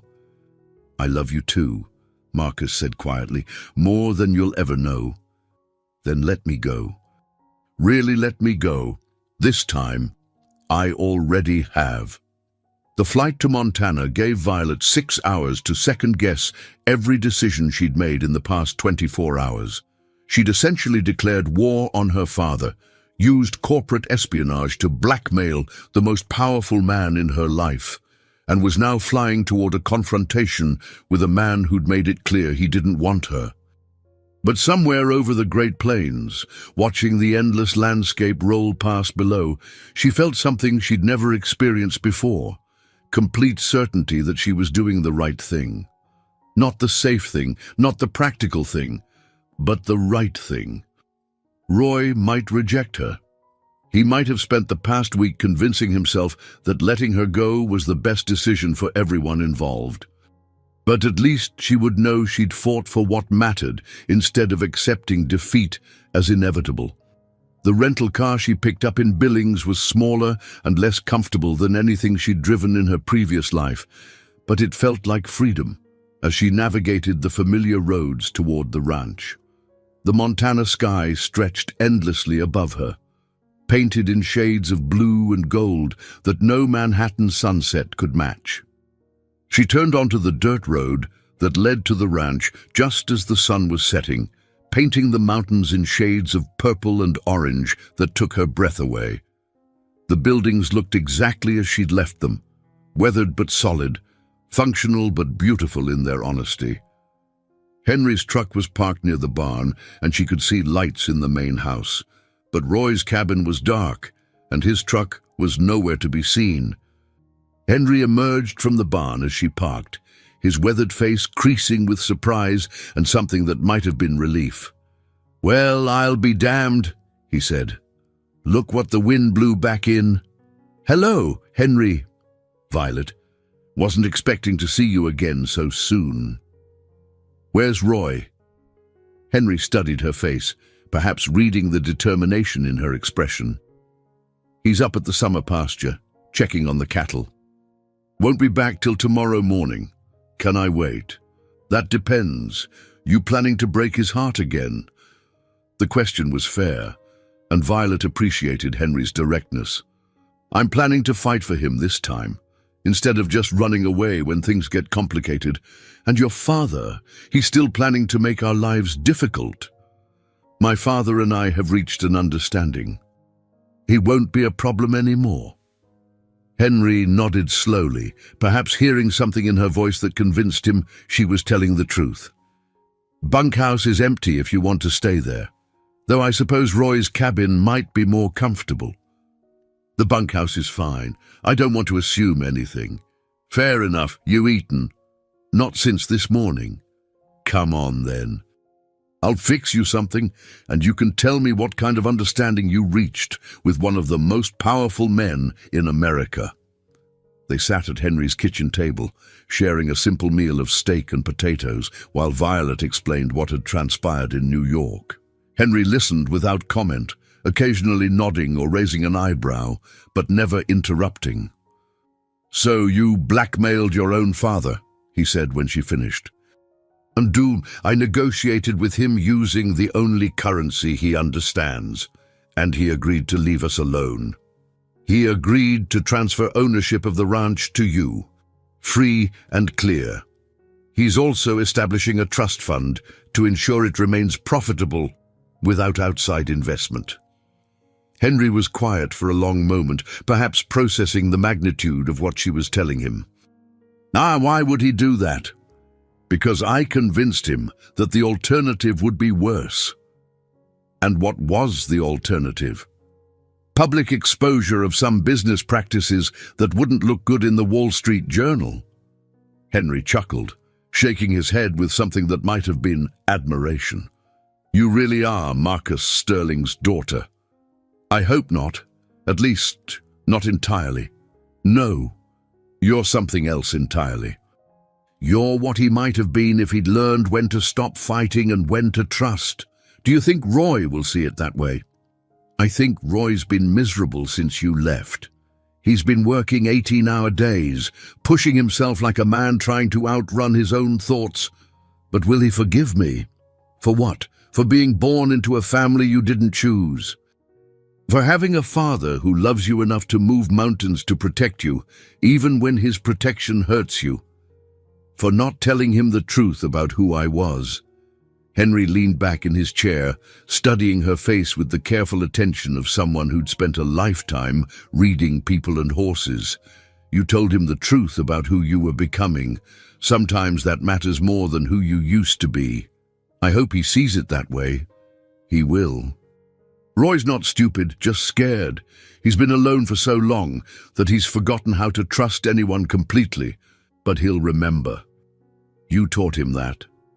That night, Violet lay in the narrow bunkhouse bed, listening to the sounds that had become familiar during her first week at the ranch.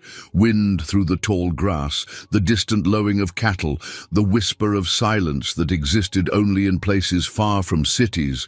But this time, the sounds felt different. Not like a refuge from her old life, but like the foundation of her new one.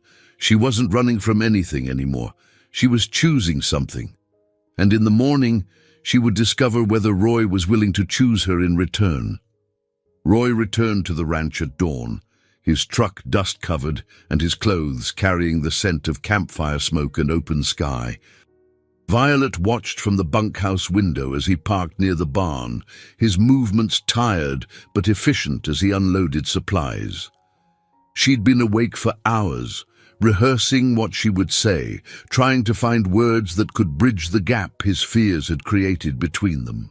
But when she saw him in the morning light, all her prepared speeches evaporated. She walked toward the barn in jeans and boots that had become comfortable through use rather than expensive design. Roy looked up from his work as she approached, his expression cycling through surprise, wariness, and something that might have been hope. "Violet." His voice was careful, neutral. "Henry said you were back. I came to talk to you.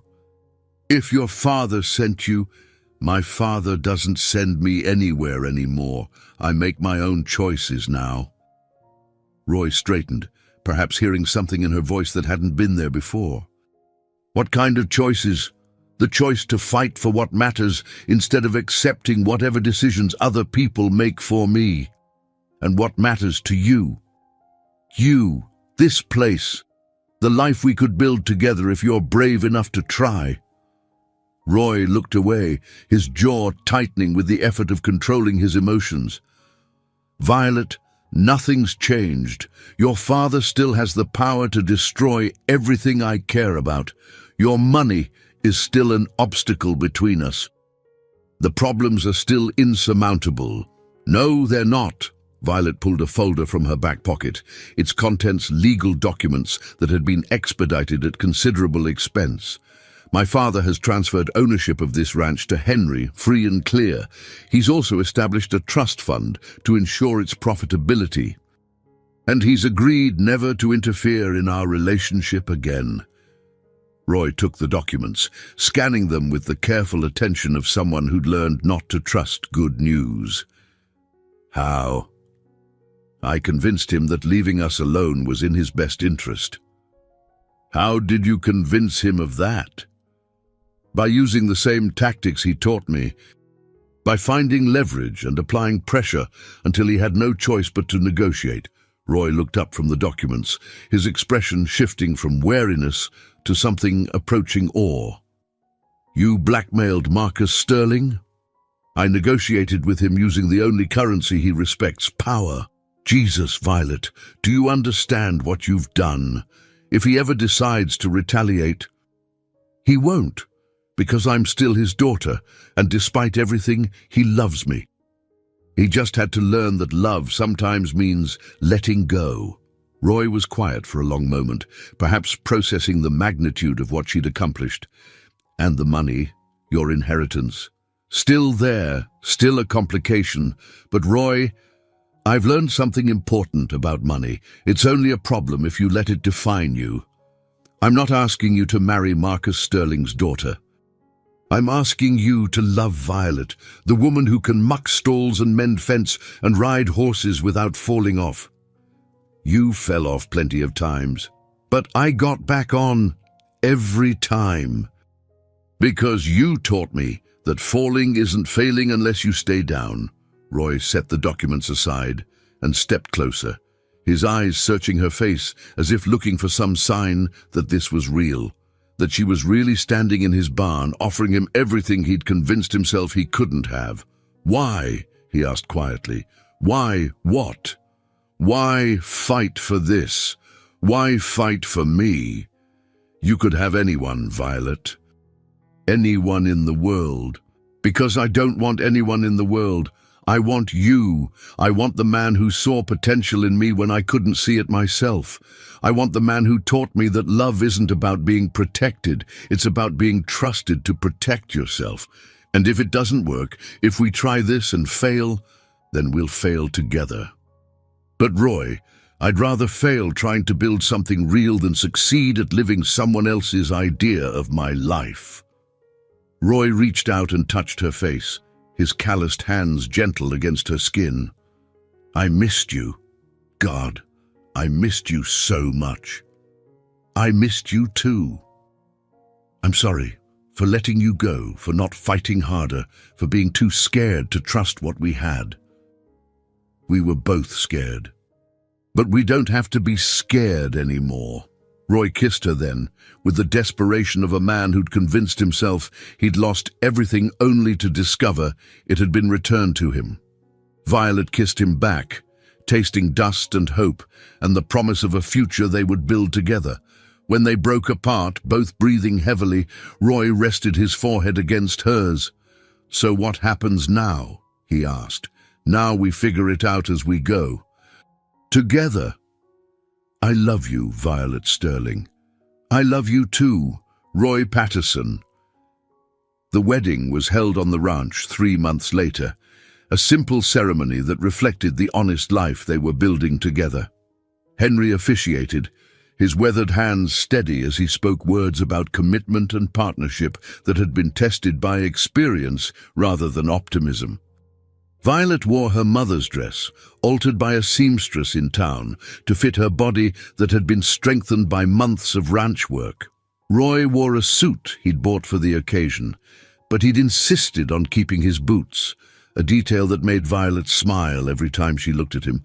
Marcus had come, arriving alone in a rental car rather than the corporate helicopter that had announced his previous visits.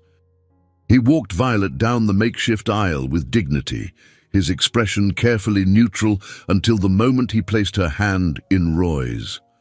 Take care of her, he said quietly. I will, Roy replied, and she'll take care of me. Marcus nodded. perhaps finally understanding that protection and partnership were not the same thing. He took his seat among the small gathering of ranch hands and neighbors who'd become Violet's chosen family.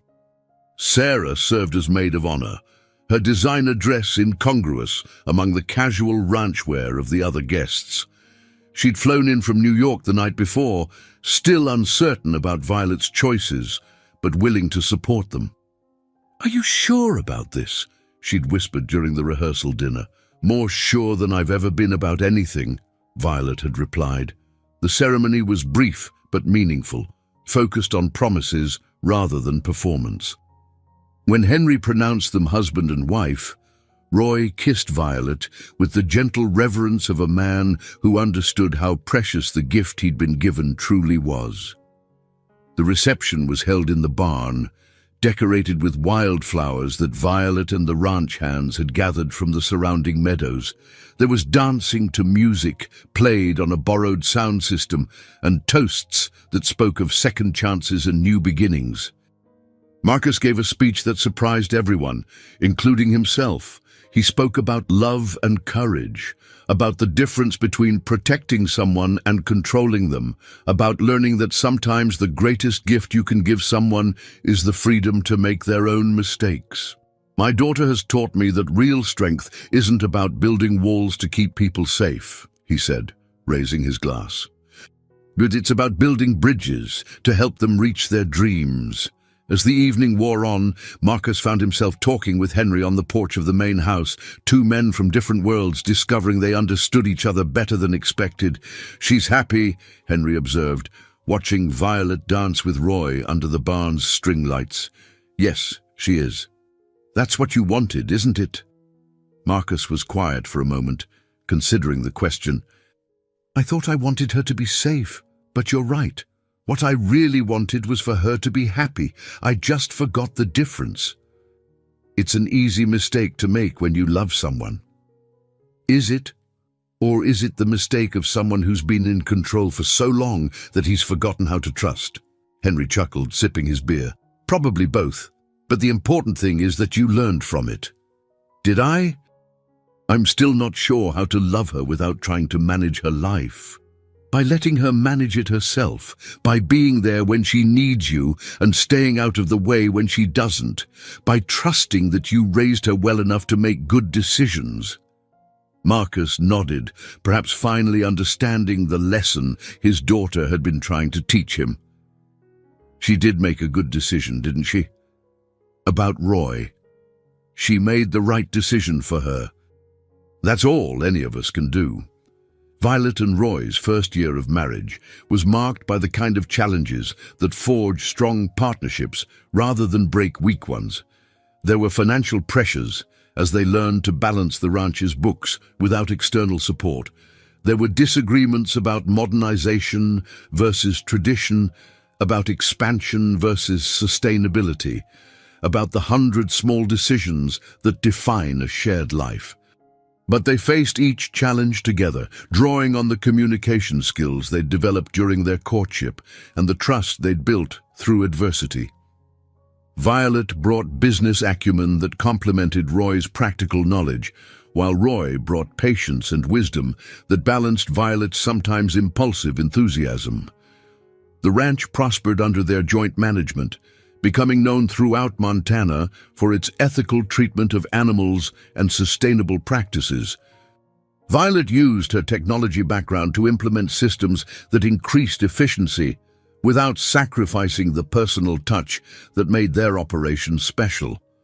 Roy learned to navigate the complexities of being married to wealth, accepting that financial security was a tool rather than a burden. He also learned to trust that Violet's love for him wasn't dependent on his ability to provide in traditional ways, but on his willingness to be her partner in building something meaningful. Violet learned to use her privilege responsibly, establishing programs that provided opportunities for other young women to discover their own strength through agricultural work. She also learned that happiness wasn't about escaping her past completely, but about integrating the best parts of it with the life she was choosing. Marcus visited quarterly, his relationship with his daughter slowly healing as he learned to relate to her as an adult rather than a possession. He and Roy developed a cautious respect for each other, bonded by their shared love for Violet and their recognition that her happiness was more important than their comfort zones. "You've changed her," Marcus told Roy during one visit, watching Violet work with a difficult horse with patience and skill. "She changed herself," Roy replied. "I just gave her space to do it." "And she changed you too." "Yeah, she did. She taught me that love isn't about protecting someone from challenges. It's about trusting them to meet the challenges and being there to help when they ask for it." Marcus nodded, perhaps recognizing his own journey in Roy's words. She's stronger than I ever gave her credit for. She's stronger than she gave herself credit for, but then most people are. They just need someone to believe in them long enough for them to believe in themselves." On their second wedding anniversary, Violet discovered she was pregnant. The news came during a routine visit to the doctor in town, announced with the casual efficiency of medical professionals who delivered such news regularly. "Congratulations, Doctor," Martinez said, handing Violet a folder of prenatal care information. "Everything looks healthy. You're about 8 weeks along." Violet sat in the truck outside the medical clinic for 20 minutes, staring at the folder and trying to process the magnitude of what was happening. She was going to be a mother. She and Roy were going to create a life, raise a child, pass on the values they'd learned about love and work and the importance of choosing your own path. Roy was repairing fence in the north pasture when she found him, his movements efficient despite the heat of the afternoon sun. He looked up when she approached, his expression shifting from casual greeting to concern when he saw her face. "Everything okay?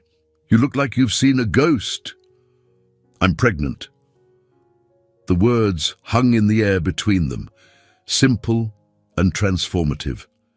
Roy set down his tools and stared at her, his expression cycling through surprise, joy, and something that might have been awe. "Are you sure?" "The doctor is sure." 8 weeks. Roy closed the distance between them in 3 quick strides, pulling her into his arms and spinning her around with the exuberance of a man who just discovered his life was about to become even richer than he'd imagined. "We're having a baby," he said, setting her down gently. "No, we're having a baby. Are you happy?" "I'm terrified and thrilled and completely overwhelmed," Violet said, laughing despite the tears that had started flowing. "So, yes, I'm happy." They told Henry that evening over dinner, sharing the news with the man who'd become a grandfather figure to both of them. His weathered face creased with joy, and he raised his coffee mug in a toast. "To new beginnings," he said simply. They called Marcus later, speaking to him on speakerphone from their cabin's small kitchen. His response was characteristically controlled, but Violet could hear the emotion underneath his corporate composure. "Congratulations," he said. "Both of you. This child is lucky to have parents who understand the importance of both love and independence." "Will you be part of this, Dad?" Violet asked quietly. "If you'll have me. And if I promise not to try to control every aspect of your parenting decisions." "We'll have you," Roy said, speaking for both of them. "This child should know their grandfather." "Thank you," Marcus said, his voice thick with emotion he rarely allowed himself to express. "That means more than you know." Violet Sterling Patterson gave birth to Catherine Rose Patterson on a snowy February morning, surrounded by the people who'd become her chosen family. The labor was long and difficult, but Roy never left her side, holding her hand through contractions and whispering encouragement when she was sure she couldn't continue. "She's beautiful," Dr. Martinez announced, placing the baby on Violet's chest. "Perfect in every way." Violet looked down at her daughter's red, wrinkled face and felt a love so fierce it took her breath away. This tiny person was hers and Roy's, created from their love and carrying their hopes for the future. "Hello, Catherine," she whispered. "Welcome to Montana." Roy touched his daughter's tiny hand with one calloused finger. His face wet with tears he made no effort to hide. "She's perfect. She's absolutely perfect." Henry arrived an hour later, bearing flowers from the ranch's greenhouse and tears of his own. He held his honorary granddaughter with the careful reverence of someone who understood how precious new life truly was. "She's going to be a handful," he predicted, studying Catherine's alert eyes and strong grip. "Got her mother's determination and her father's stubbornness. God help us all," Roy said, but he was smiling.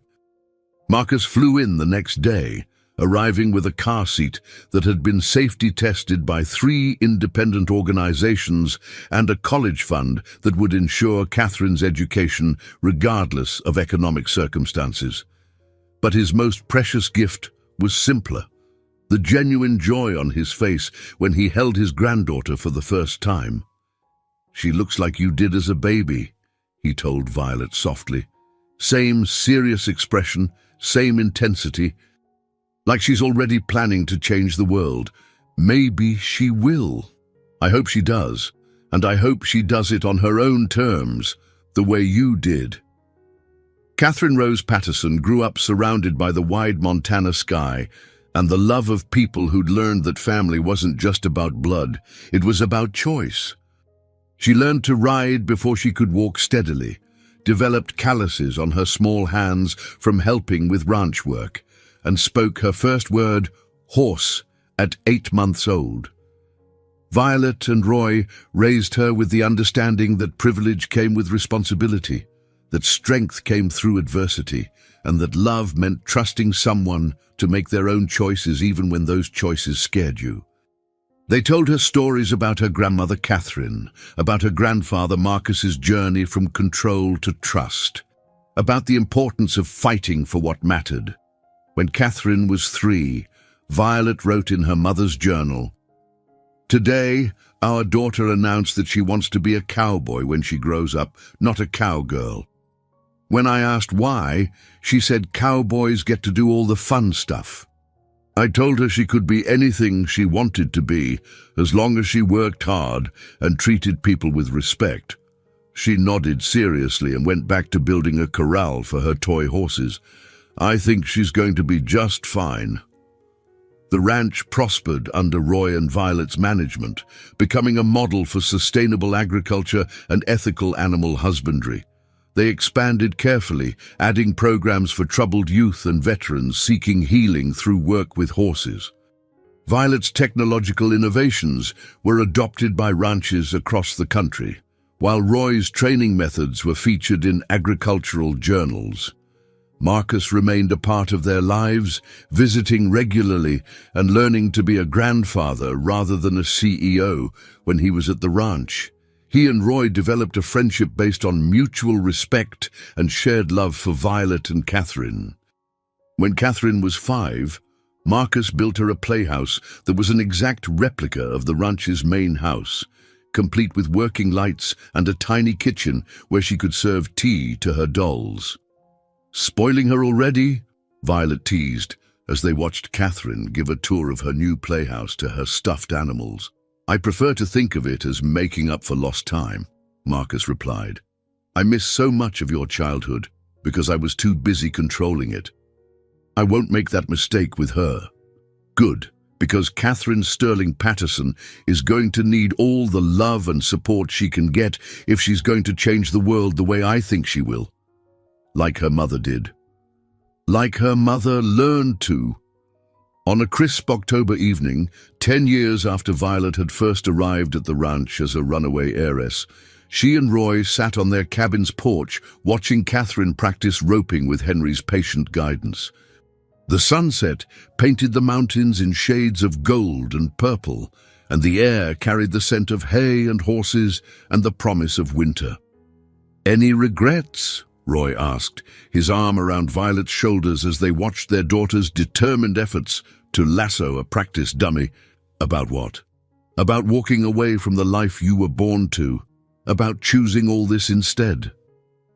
Violet leaned into his warmth, thinking about the question seriously. She thought about the sterling penthouse with its perfect surfaces and empty spaces. She thought about Trevor Blackwood and the arranged marriage that would have given her security without passion. She thought about the woman she'd been before she learned what it meant to choose her own path. "No regrets," she said finally, "not one, even though it's been harder than you expected. Especially because it's been harder than I expected." Easy things don't teach you who you really are. Catherine successfully roped the dummy and let out a whoop of triumph that echoed across the ranch. Henry applauded her effort, then showed her how to coil the rope properly for the next attempt. "She's going to be something special," Roy observed. "She already is. She's free to become whoever she wants to be, and she knows she's loved no matter what she chooses. That's the greatest gift we can give her. That, and teaching her how to work hard for what she wants, and how to fight for what matters." Roy kissed the top of Violet's head, breathing in the scent of her hair that now carried traces of hay and sunshine instead of expensive shampoo. "I love you, Violet Sterling Patterson." "I love you too, Roy Patterson. Thank you." "For what?" "For seeing who I could become before I knew it myself. For teaching me that love isn't about being rescued. It's about being trusted to rescue yourself. For giving me a home where I can be exactly who I am." As the sun set over the Montana mountains, painting the sky in colors that no city sunset could match, Violet Sterling Patterson sat surrounded by everything she'd chosen: her husband, her daughter, her chosen family, her work that mattered, her life that was entirely her own. She'd traded a golden cage for a wide-open sky, and she'd never looked back. In the distance, Catherine's laughter rang out across the ranch, free and joyful and full of possibilities. The sound carried on the wind like a promise that love, when it was real and freely given, could overcome any obstacle, that sometimes the greatest fortune wasn't what you inherited, but what you were willing to lose everything to keep. And that home, true home, wasn't where you were from. It was where you were understood, accepted, and trusted to become exactly who you were meant to be. I hope you enjoyed today's story. Subscribe to the channel so you don't miss more stories like this. Leave a like and comment below what you thought of the story. See you in the next video.